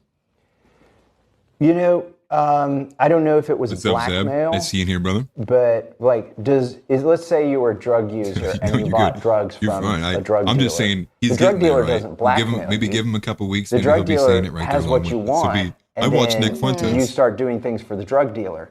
I think Epstein was a sex trafficker, and so He supplied the women. Yeah, I'm not sure that he was blackmailing his clients, but he was definitely getting favors from them by finding them women and offering women to them. So I'm not sure. And then, obviously, once you've done enough of that, there is a lot of blackmail material. You don't think there's like hidden tapes anywhere buried in the ground in a bunker somewhere? Yeah, I think there probably are tapes like that. I don't know, are they getting erased by the people? I don't know. over I don't there? know that the. Well, Pam Bondi said there were a lot of tapes. That's what I'm saying. There's a lot of misinformation and conflicting information out there. So how do you expect the American people to believe any of it? I believe about 1% of it myself. I literally don't trust anybody up here except Marjorie Taylor Greene, Lauren Boebert, and Nancy Mace most recently, because those were the three women that co-sponsored. What about Ro Khanna? I'm talking about on the Republican side. Okay. I do trust some Democrats like Ro Khanna. All right, pack it up, dude. Pack it up. Every good thing I ever said about Thomas Massie has been revoked. All right, never mind. Show's over. I didn't realize he was going to say that about Nancy Mace, but I mean, that's kind of where he's at, right? He's on an island now, and it's just to show you, like, it's becoming, well, because of people like Nick, right? Because of Nick and other individuals pushing it hard, but mostly Nick, that it's becoming convenient for them now to say this. It's like, because they know people are pushing it in the mainstream sphere now. And but like what I was saying to Schaefer, maybe we will get that, right? Maybe Thomas Massie will start to talk about those things. I doubt it. Like, I get it, right? He's obviously he's where Dave Smith and Candace are at, and Tucker, mind you. But my argument still is, like, that's still a better place to be than with Marco Rubio and Stephen Miller. It's a better place to be than with Laura Loomer and Mark Levin. So incremental at best, marginally so of that. But it's definitely, it's still, you know, it's marginally better. It's like, I'll still will take that coalition over the other one, right? Still lesser of two evils, sure. I wouldn't disagree with that too. And crazy to think that Marjorie Taylor Greene could withstand, like, you know, all the attacks on her, from like the cheating scandal and the affair and cucking her husband and being with like polyamorous guys from a gym, but like a month of being called an anti-Semite and she's out. Crazy. Okay. Some things cut deeper, I guess. So now we're going to get into the other big story I had prepared for you guys today. And Deb says he gets heat for his Massey take all the time, but he's right. I think I would need to be refreshed on your Massey take. I know like he's what's it called? What is his rating? I saw it the other day on his grade card, right? He's like a 15 out of 100 on borders, right? He's like a super open border like nut, but so is like Rand Paul. Libertarianism is a disease. Please recover immediately, guys. The next story that I had actually goes deeper into the vein of the Jewish question, actually. And it is newsworthy because it also falls under where we are. And it also is relevant to the debate that we had. Marjorie Taylor Greene was almost certainly threatened with probably blackmail and other things too. She already has a public story about an affair there, I cannot even begin to imagine what else they have on MTG that could possibly get exposed. But there was a couple of conferences that were in the limelight. Let me go to this. Zeb says he's only had 2 bills passed, and one is basically to open borders, libertarians. Yeah. Right. Exactly. Yeah. 15 out of 100, I believe, is the grade score that he had on his borders. He's awful on them. And again, you know, he's just right-wing by proxy, not right-wing because he actually is. But there was a Rage Against the Hate conference that had a Jewish Zionist activist, Melanie Phillips, speaking at it, that I believe we need to pull a few clips from and talk about, because wow, they were insane. And I think they highlight everything that I was trying to get across to Chuck Mason about the ethnicity and the religiosity having a kind of convoluted relationship, but also being a signifying element of the Jewish people. And also from that, we also have another individual by the name of Sarah Hurwitz, who is also kind of expanding upon and in the same vein as Melanie Phillips, pushing these ideals too. So Melanie Phillips, I know less about, but Sarah Hurwitz is a former speechwriter for Obama. And she's one of these kind of deep state, disgustos, swamp creatures, if you will. And so we have a couple of different clips we're going to watch. One of them, dude, brother, okay. I didn't know it was like this. And maybe I'm just like seeing things anymore, but like, listen to this, right? So one of these clips we're going to pull from, the guy's show is Being Jewish. It's the name of his show. Being Jewish with Jonah Platt. Can you imagine if I started my show and I called it Being White? Maybe there's already one out there. What if I made the White Federation of America? This is the White Council of America. Dude, bro, would I be allowed? No, they'd shut me down. Zeb Boykin again says, when Marjorie Taylor Greene take is that she was there specifically to push Epstein. Once that job was done, she's dipping. There's nothing they could have threatened her with. She's shameless other than death. Interesting. Really, you think so? Once that job was done, she's dipping. There's nothing that could have threatened her with. She's shameless other than death. She does get a little shameless, actually.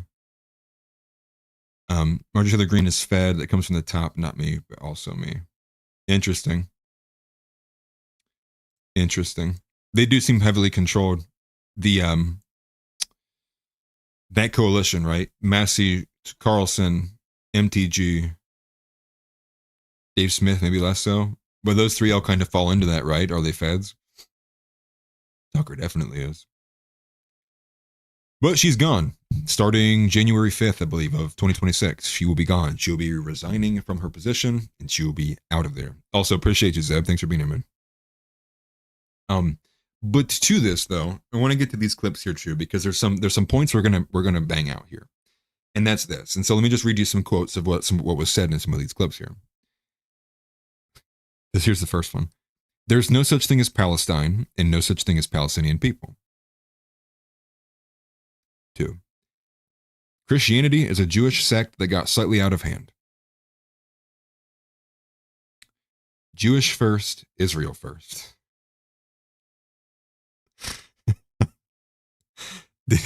Bro, sometimes I hate getting online and looking at the internet. So that was from Melanie Phillips. Here's from Sarah Hurwitz. They are not your co-religionists, they are your siblings. I'm paraphrasing this one. We have status, we have wealth, we have positions, but we definitely don't have power. and then one of the other ones, she also argues that Jews shouldn't own smartphones because the photos they might see from Gaza. Okay, dude. So we're gonna bang some of these out. And the reason being is because we'll get to it. We're just gonna do one at a time. I'm not gonna do an overview. We'll get to one at a time. Here's the first one. This is Jewish Zionist activist Melanie Phillips. This first one. This is brought to us by Chris Menahan at InfoLib News. He also has a really good publication. I believe it's informationliberation.com, which is where I pulled a story from earlier today, actually. I think House sent me that one, didn't he? From the ADO. Yeah, we'll get to that one. So Chris Menahan, highly recommend following them. He's been doing good. I don't know if it's a guy or an individual or a group, but they are great. Jewish Zionist activist Melanie Phillips at Shirat Hadin's Rage Against the Hate conference. She says there's no such thing as Palestinian people. There's no such thing as Palestine. Here we go. And justice in the Middle East hinge on the Palestinians getting a state of their own. Justice for the Palestinians has been deemed to be the issue that drives all before it. By apparently denying that happy outcome, the state of Israel has come to be perceived as the enemy of humanity itself.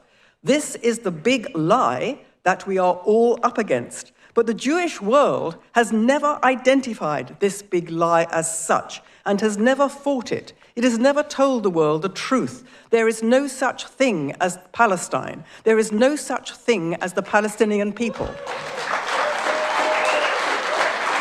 The Jewish world has never told the rest of the world that the indigenous people of the land of so-called Palestine are the Jews, that the Jews are the only people who have any entitlement to any of this land, an entitlement based in law, in history and morality, and they are the only people who have an entitlement to all of it. The Jewish world has never said that. Jewish world has never said that. This is the first time. You just witnessed history. This was the first Jew to ever sit here and say that Israel was promised to the Jewish people. Dude. Oh, like I hate it. Okay, so here's a couple of things. For one, you can find old maps that have Palestine on them, for one. I believe it's even in Indiana Jones, actually.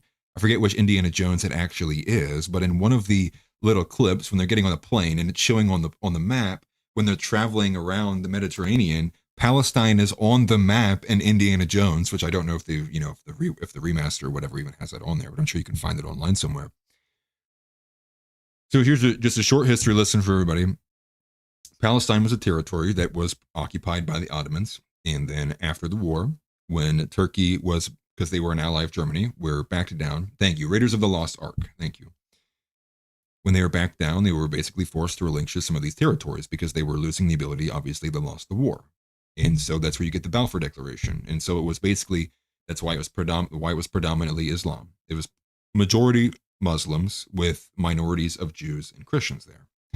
So they leave, and then now who's got control over the territory? Well, I guess it's tangentially, kind of loosely, the territory of Great Britain. And that's when you get the Declaration of Balfour, right?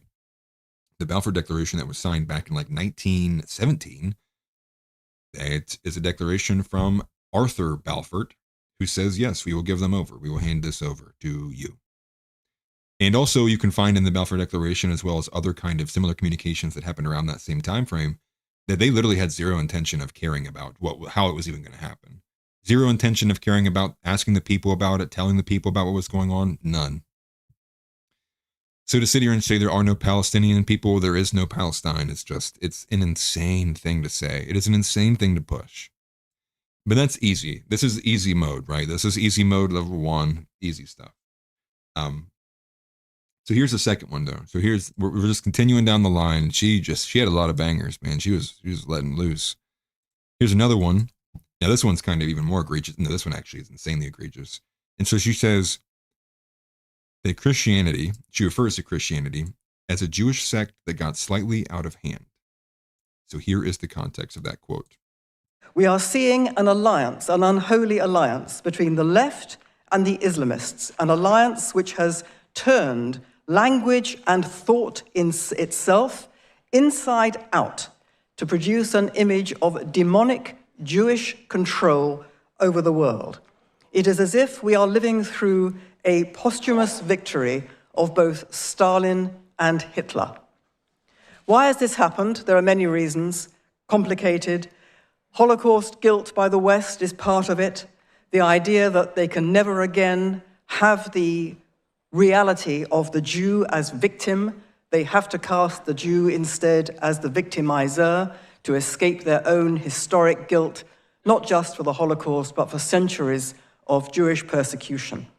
We have the rise of identity politics based on the hatred of the Western nation state, the hatred of Western culture itself, which has produced for decades an onslaught by Western intellectual elites on the West's core values.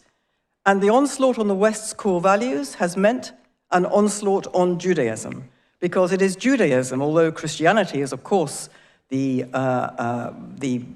infrastructure upon which the West is based, but Christianity didn't come from nowhere. One could say Christianity was a Jewish sect that got slightly out of hand.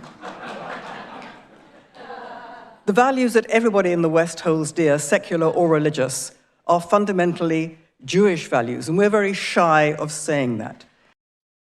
Like, it's insane, dude.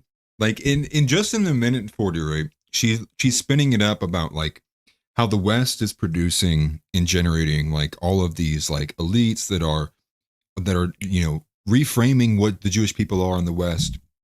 And then at the end of the statement, she's like, and everything the West was all built by Jews. It's like, so you made what's now harming you? Like, right? It's just, it's kind of insane. And obviously the Jewish sect that got out of hand of God of Christianity is insane.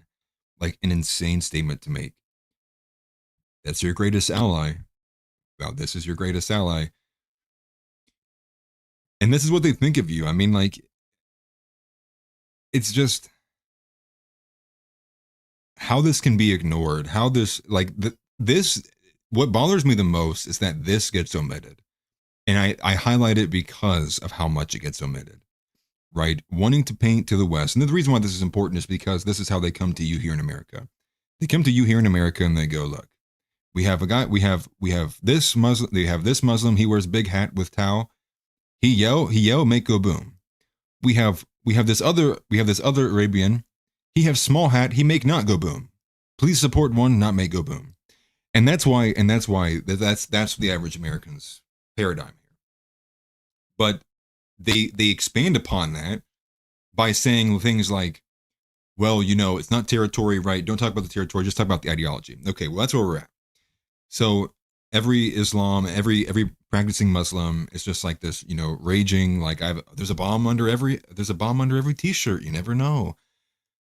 And so what does it culminate into? Well, it's over time and over consistent periods of time of omitting what Jewish individuals think of Christianity, of omitting what Jews actually do and say and have practiced. They have now gotten it to a point where they think, in the average mindset of the average person is like, yeah, you know, Jews, like, you know, not that different than Christianity. They got some like minor differences in their books or whatever. And yeah, it's these Muslims that are just so bad. The Quran and Muhammad and the underage sex. And it's like, are you serious? Like, you think none of that's present in Judaism? And you think just by the fact that you can't name it and you don't know about it makes it any less different? But that's the game, though, and that's why it's important. And it's important because the geopolitical realm has the most influence over America right now.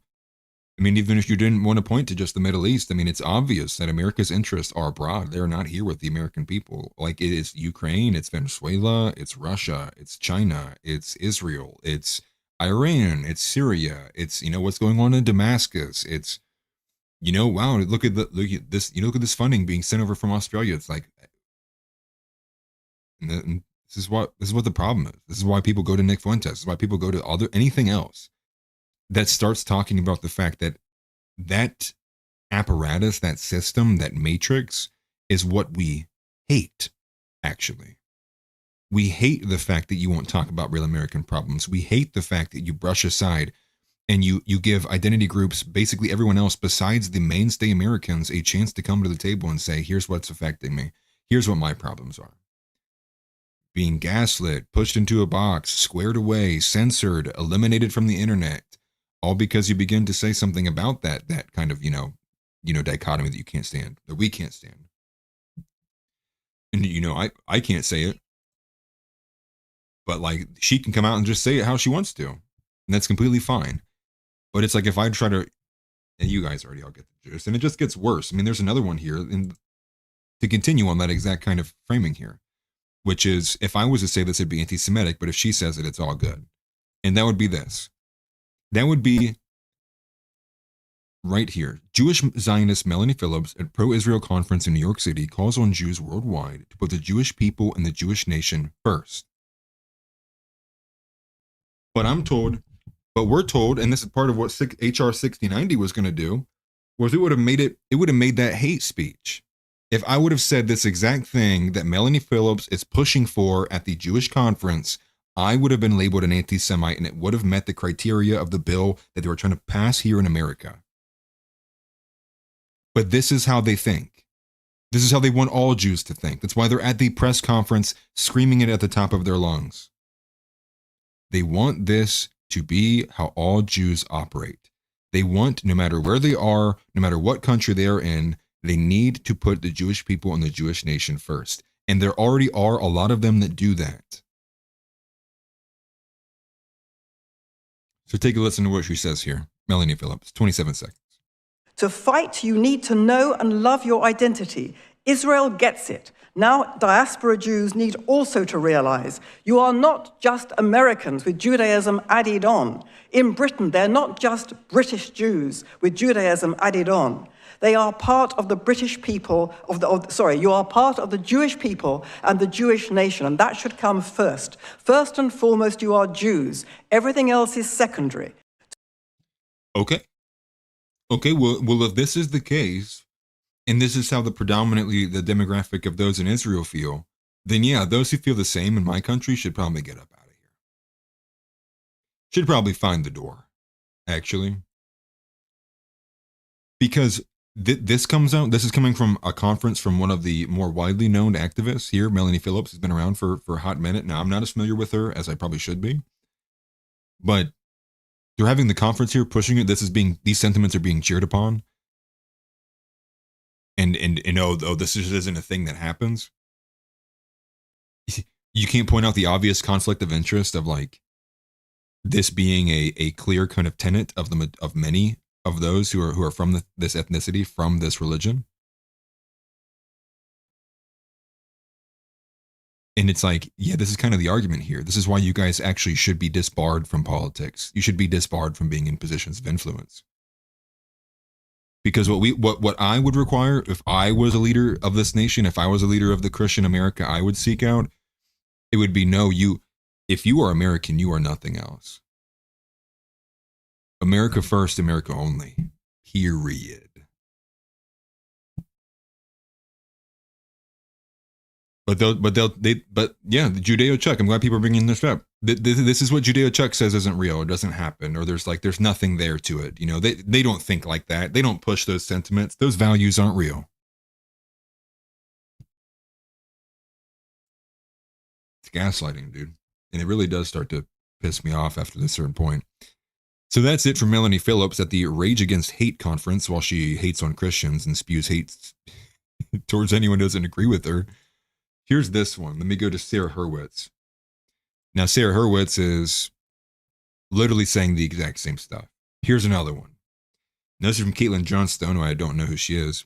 But I caught this just by the caption here. And she writes, long as we're still picking on Sarah Hurwitz, I haven't seen anyone flagging how she said Western Jews should have more loyalty to Israel than their own countries, because Israeli Jews are their siblings. Under the IHRA definition of anti-Semitism, it's banned to say Jews do this.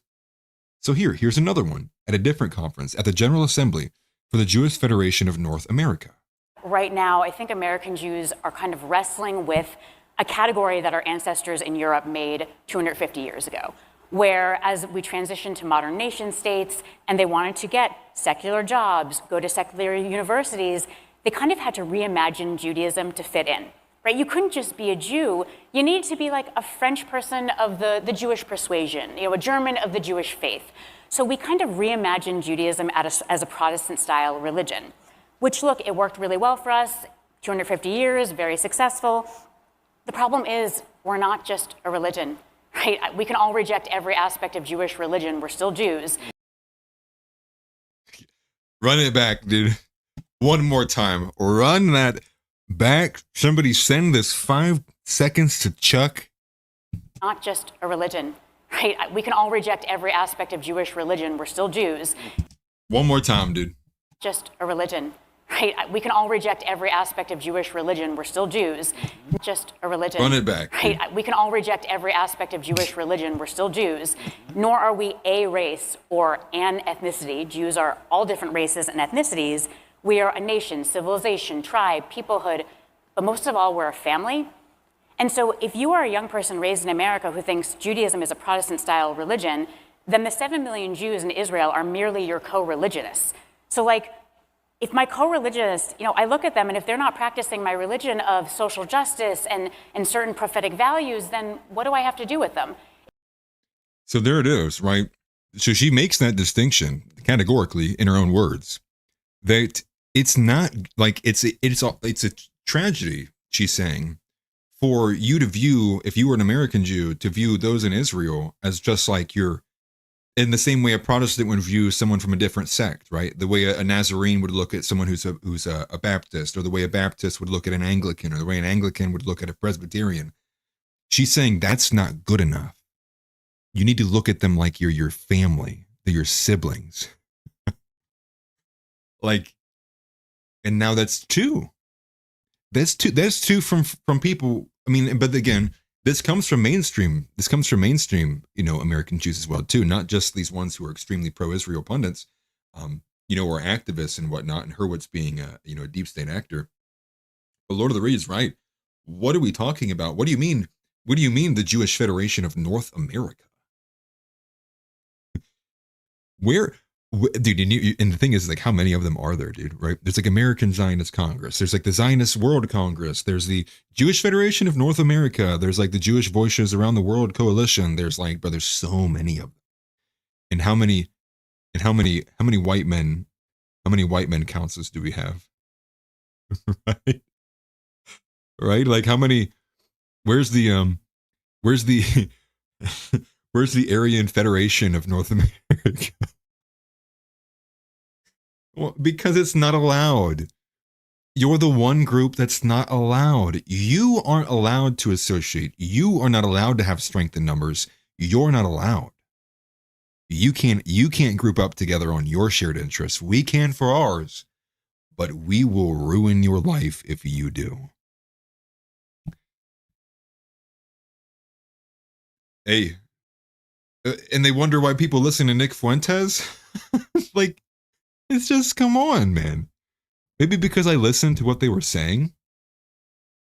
Maybe because when, like, I don't know, I'm being told to hate myself when we're being stabbed and shoved into sewers and being shot and killed. And then when we defend ourselves, we're the ones that go to jail, or when we try to defend ourselves and our wives. There's another case that's getting, and this is just a short side note, there's another case from like Oregon that's getting brought back out because his appeal got denied like 4 years ago, of a white dude who got attacked, who tried to help protect his wife from being attacked by a black guy. He's like serving like a 15-year prison sentence.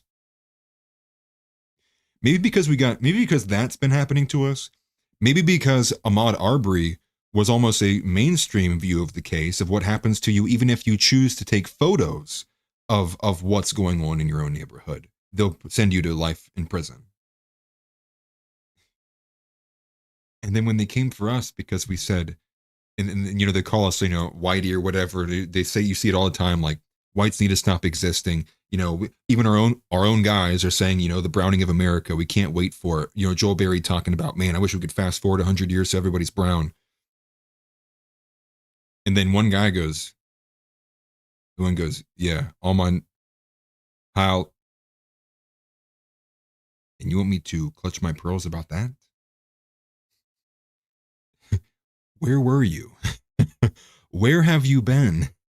But that's kind of the point.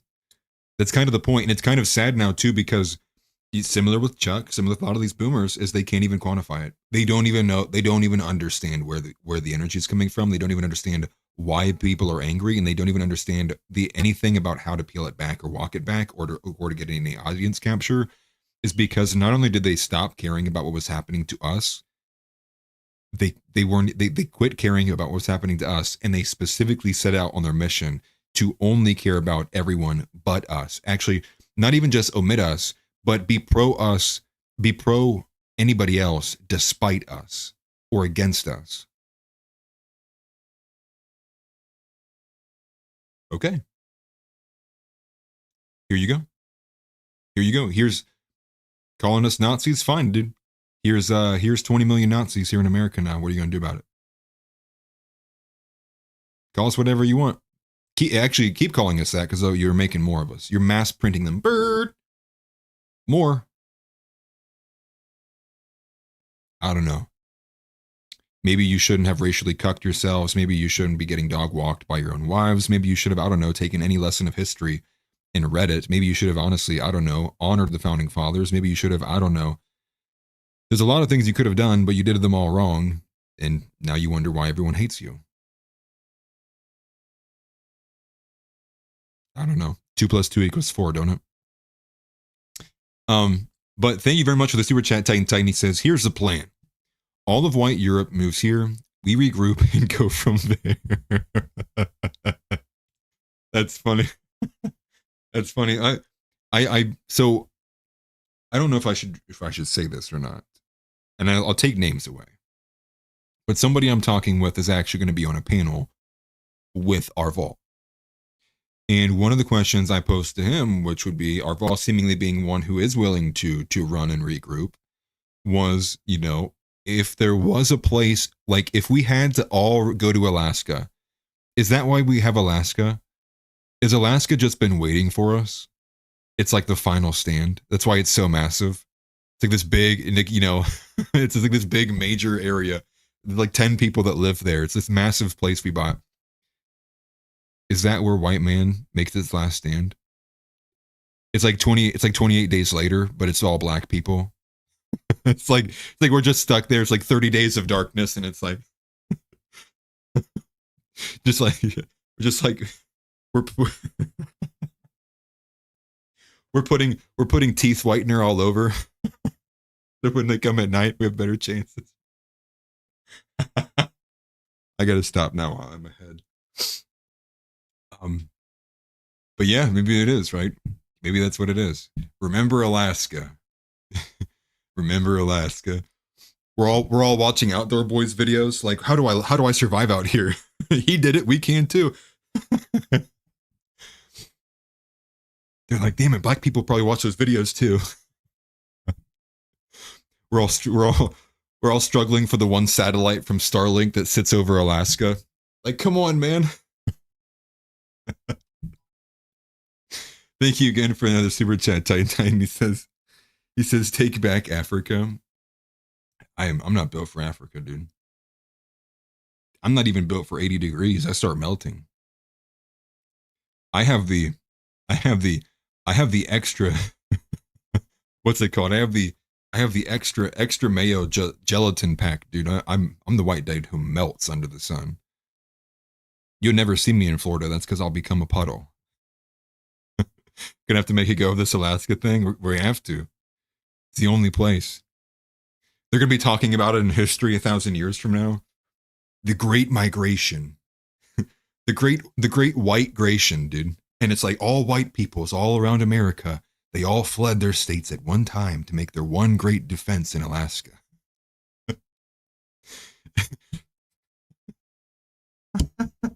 Ball caps and credit cards littered the paths leading up to Alaska.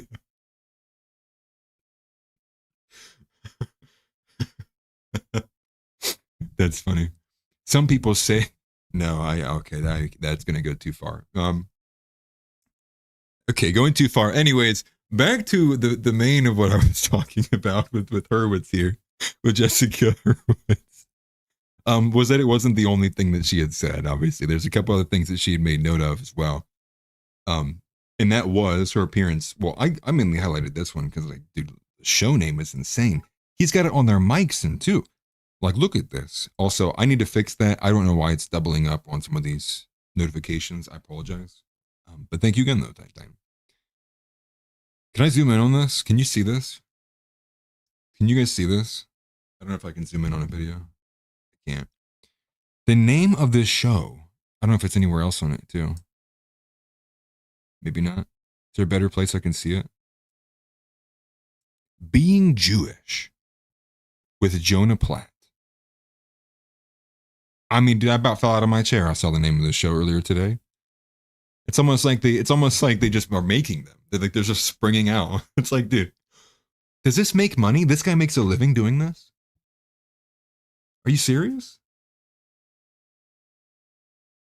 Right? Like, look at this. I don't get it. If that's a dude dressed as a chick, it might be. Dude, but she looks, bro, that nose is hooked. But she can...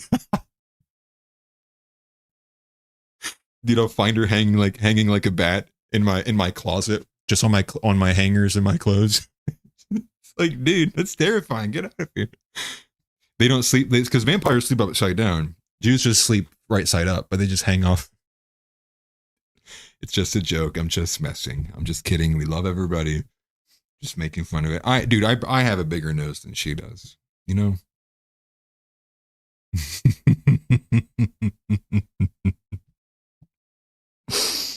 I gotta start cleaning it up, dude. I can't get frisky. YouTube isn't gonna like that.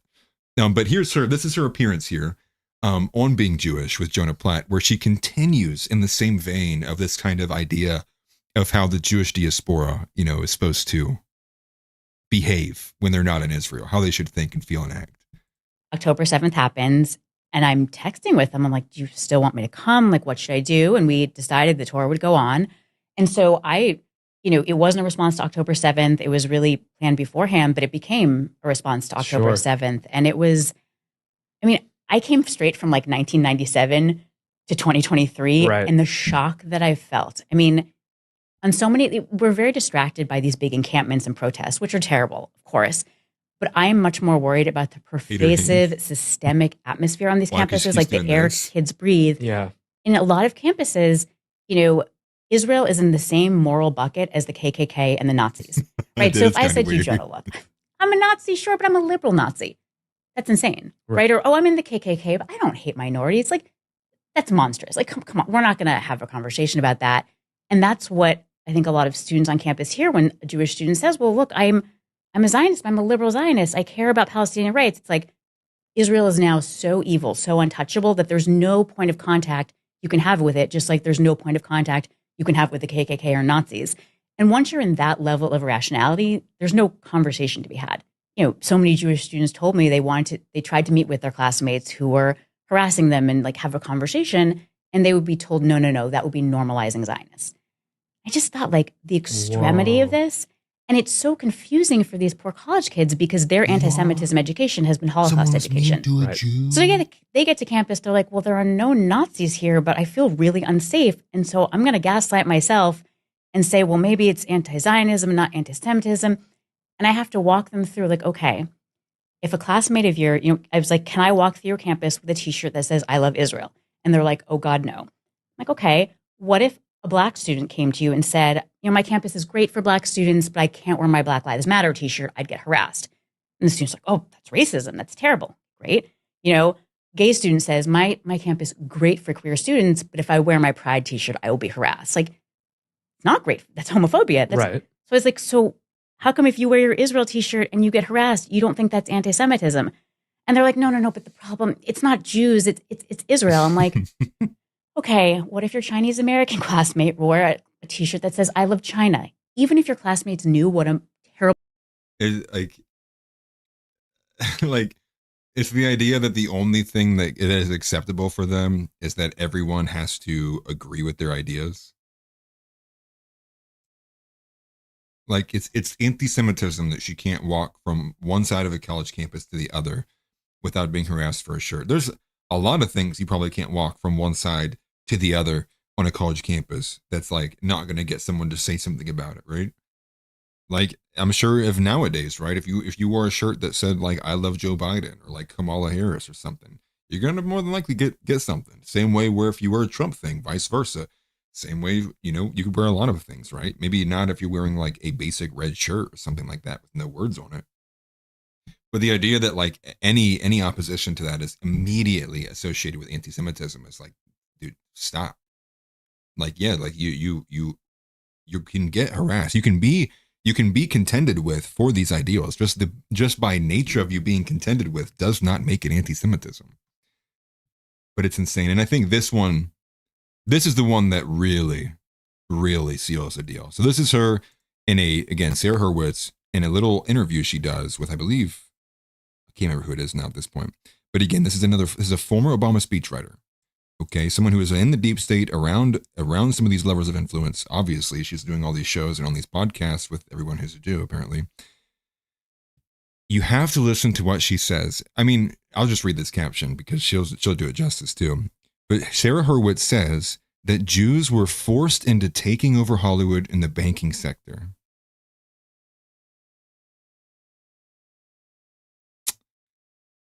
Like, okay. We didn't want to own like the most wealthy. We didn't want to have like the most power and influence, and like we didn't want to like own all the money and be like the wealthiest. Like, you guys made us do that. You guys did it to us. You guys made us take over. Like, dude, like, bro, dude.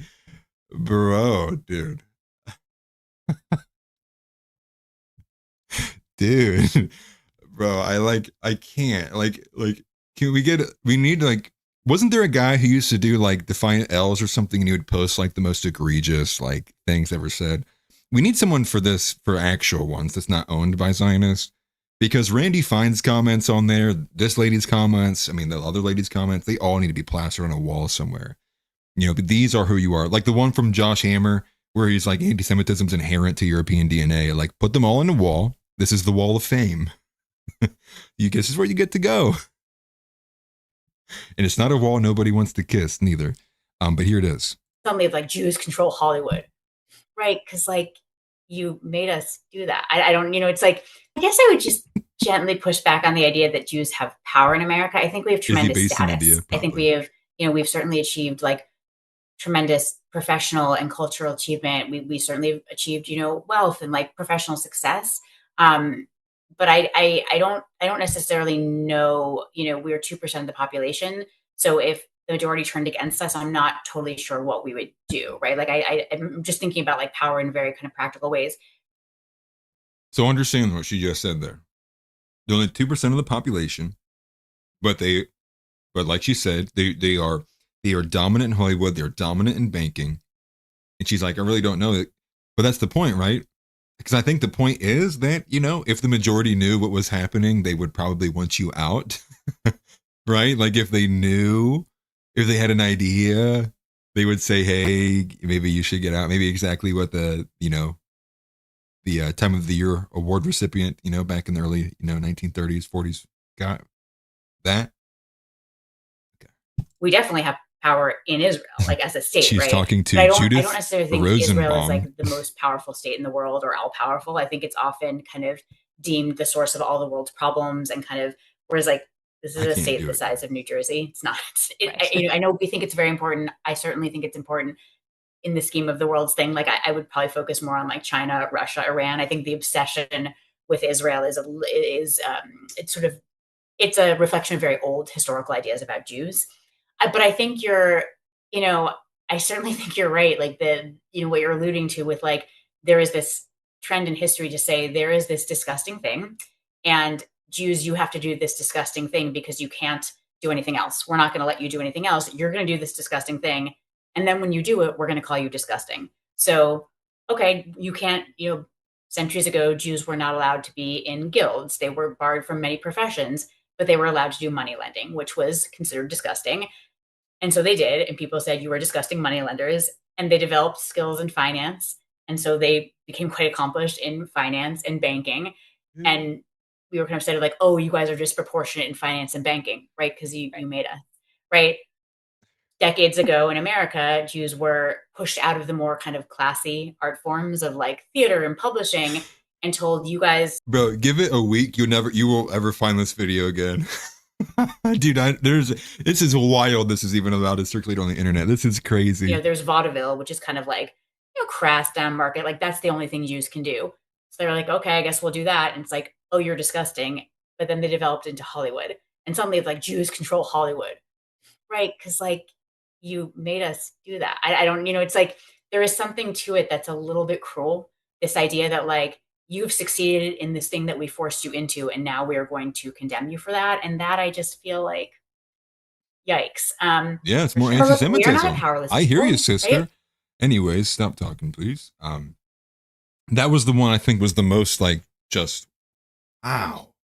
Another Randy Fine moment, another, well, yeah, we did do that thing, but it's your fault and you did it. And if you're mad at us, it's only because you hate us. Like, it's crazy, dude. It's insane. And I wish I had it on me, but they ran this SNL skit some time ago with a guy who I believe is still there. I can just never remember his name because I don't care for that SNL stuff. And he literally says, something, I think about with Israel. And it's this scene where like all these interns like come out of his desk and there's like two that come up like from behind his shoulders and they're in his face and they're like, what? You don't think Israel has a right to defend itself? And as they're ending, one of the guys turns back around and he was like, and you're just a self-hating Jew. And then he just disappears. And that's similar to what they're pushing out here with the Jewish diaspora, right? With their further comment she made with on being Jewish with Jonathan Platt, or Jonah Platt, I should say.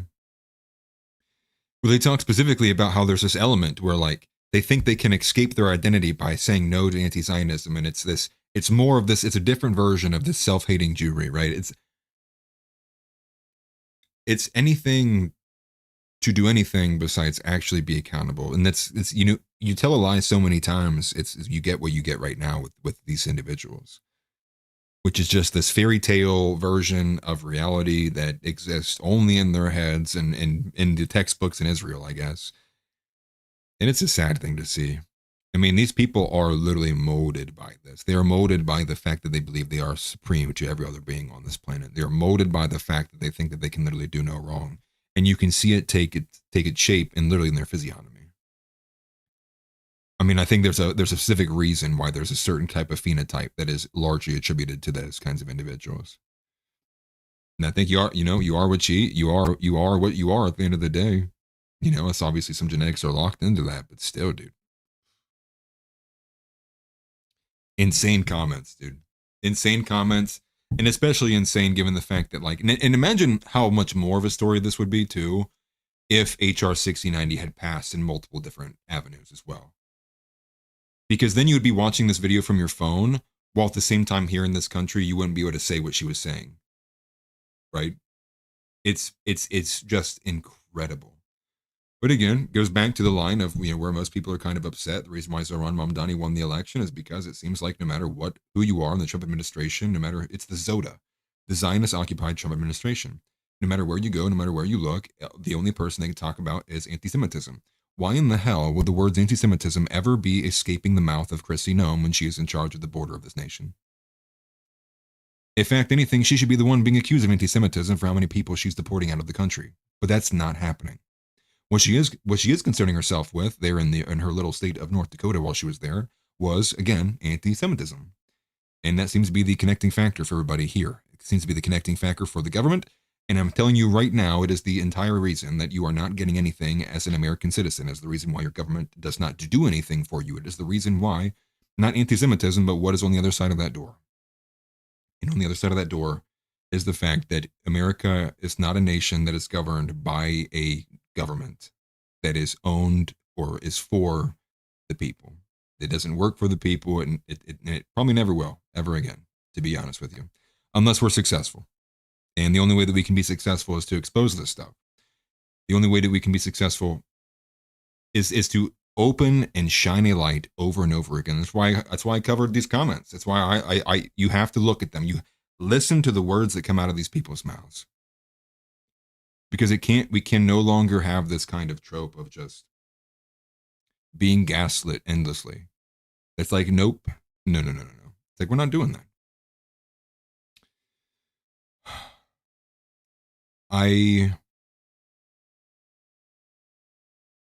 think that might be probably a good enough spot to stop for today.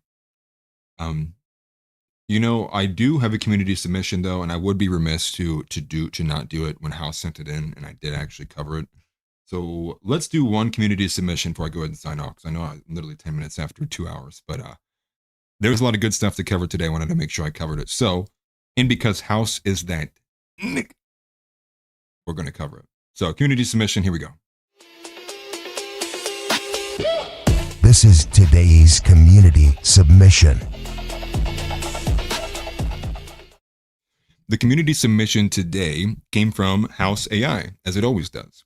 And that is the fact that the ADL is suing Iran, Syria, and North Korea in a bid to tap the U.S. Victims of State-Sponsored Terrorism Fund.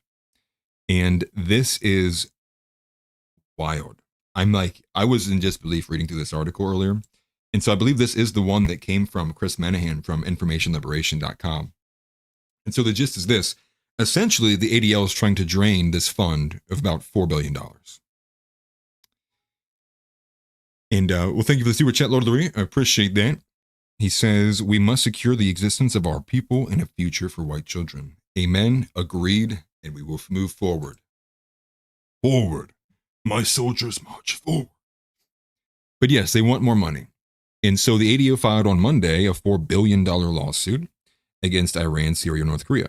And they know that full well, in the article verbatim, it says they know full well that they're not going to get any money from them. And so what they're doing instead, actually, is to tap the U.S. fund to give money to these Israelis. And the reason that they're justifying that is they're justifying it because the Israelis the lawsuit is coming from are dual citizens. So because they're dual citizens, they technically qualify as Americans, meaning they can be defendants on this lawsuit, and hopefully in an attempt, the U.S. that fund will pay out to these Israelis.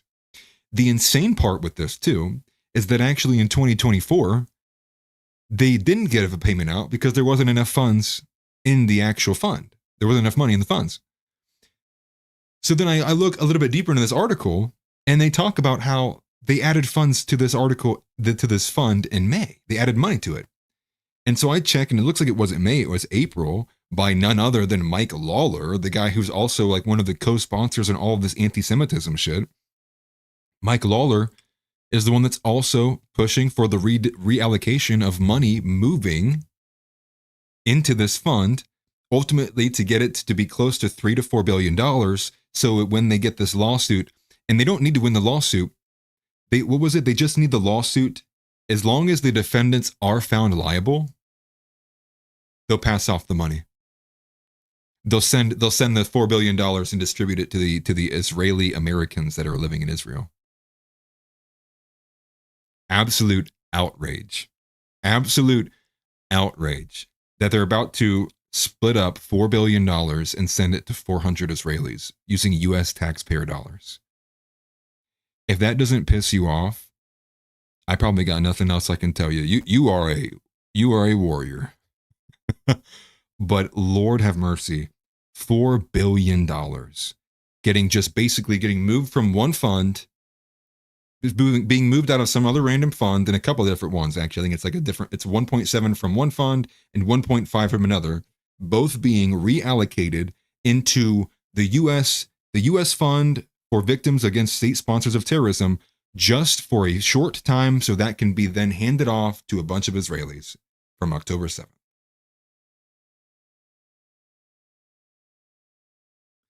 And I'm telling you, if that doesn't piss you off, here's why it pisses me off. Let me read the super chat first. Thank you very much, I'm AI World Champion. He says, the gist of my fist, Johnny Cage. Thank you for that, brother. Appreciate it. And here's what I would say to that. Do you remember, like, when we had FEMA only giving out like $700 for like this hurricane crisis, and all of the money that was being handed out, you had to pay it back? Or what about all of, like I said, in 2024? Or what about the majority of the families that didn't receive any funds from 9/11? But it doesn't matter, right? Because who cares? Those are Americans. That's not who the government's serving. The government serves the interests of the Israeli people. And that is why $4 billion US dollars is about to be getting ramrodded with a tungsten rod and sent to Israel, I wish. But they're about to send $4 billion over to Israel. Split up between 100 Israelis. And it's once again, look how easy it is for an Israeli to receive benefits from the American government. And look how hard it is for an American to even get the bare minimum. Not even privileges. We're fighting for the bare minimum for the government to simply shut the gates. Hey, can you shut the gates, please? You've let in about a bajillion foreigners. You've let in all these invaders. Can you please shut the door? Asking for the bare minimums. Hey, there's a bunch of people here who shouldn't be here. Can you please get rid of them? It's kind of like you're literally one of your base level goals. Can't get it. But Greenblatt and many others will come together and allocate funds on behalf of the Israelis. They'll push that bill. They'll have it ready. They'll have it ready months in advance.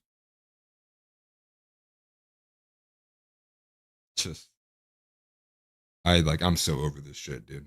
I'm so over this. I'm so over it being so obvious, so public. Over being gaslit. And I'm over seemingly all these other guys who are just like too afraid to say anything. They're so afraid of what? And I'll end with this.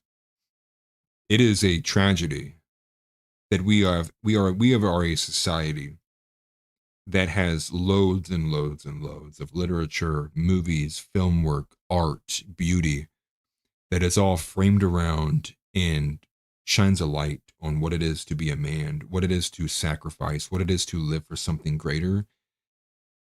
And at every turn, the people who are supposed to be our leaders, the men who are supposed to be our brethren, the men who are supposed to have been the ones who are holding the shield for us, the vanguard, have shit on it, spat on it, and have dropped the ball every single time and in every single way they possibly could.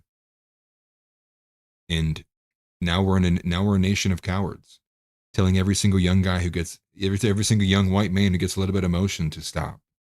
Don't do that. Don't be racist. You're going to ruffle some feathers. That's not okay. Just go along with it. Just get married. Just get over the fact that blacks are stabbing at insane rates. Just get over the fact that you don't even know. Yeah. Okay. Well, that brought about basically a revolution that I'm really hoping doesn't become kinetic. That's what that did, actually.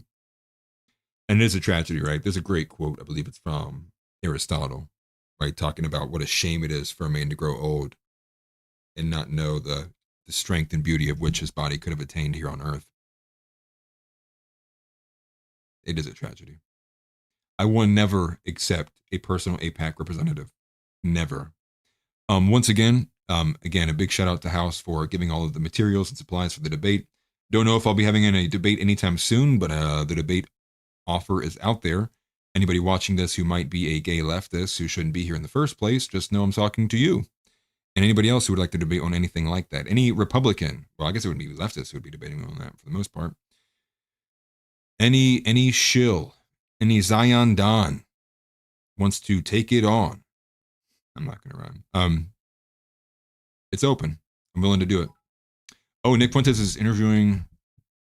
Oh, that's right. I forgot about. I knew there was a collab today. I do need to watch it actually and get ready for the Groper Report. That's probably a good time to do this. So why don't you guys go ahead and give Jack Neal the views. Go ahead and look over there because the Nick Fuentes collaboration that had him looking like a Tio, Uncle Tio. They showed his Mexican genes out. That's where he is at right now, or at least premiering on that. Thank you, Simi Shreds, for the I appreciate that. Good looks, brother. And with that, I appreciate all of you guys. I know we were kind of all over the place. Might have even been less news related than normal. But you know, we do what we want here. This is offensively accurate, and I'm Atlas Thug. But with that, Christ is King.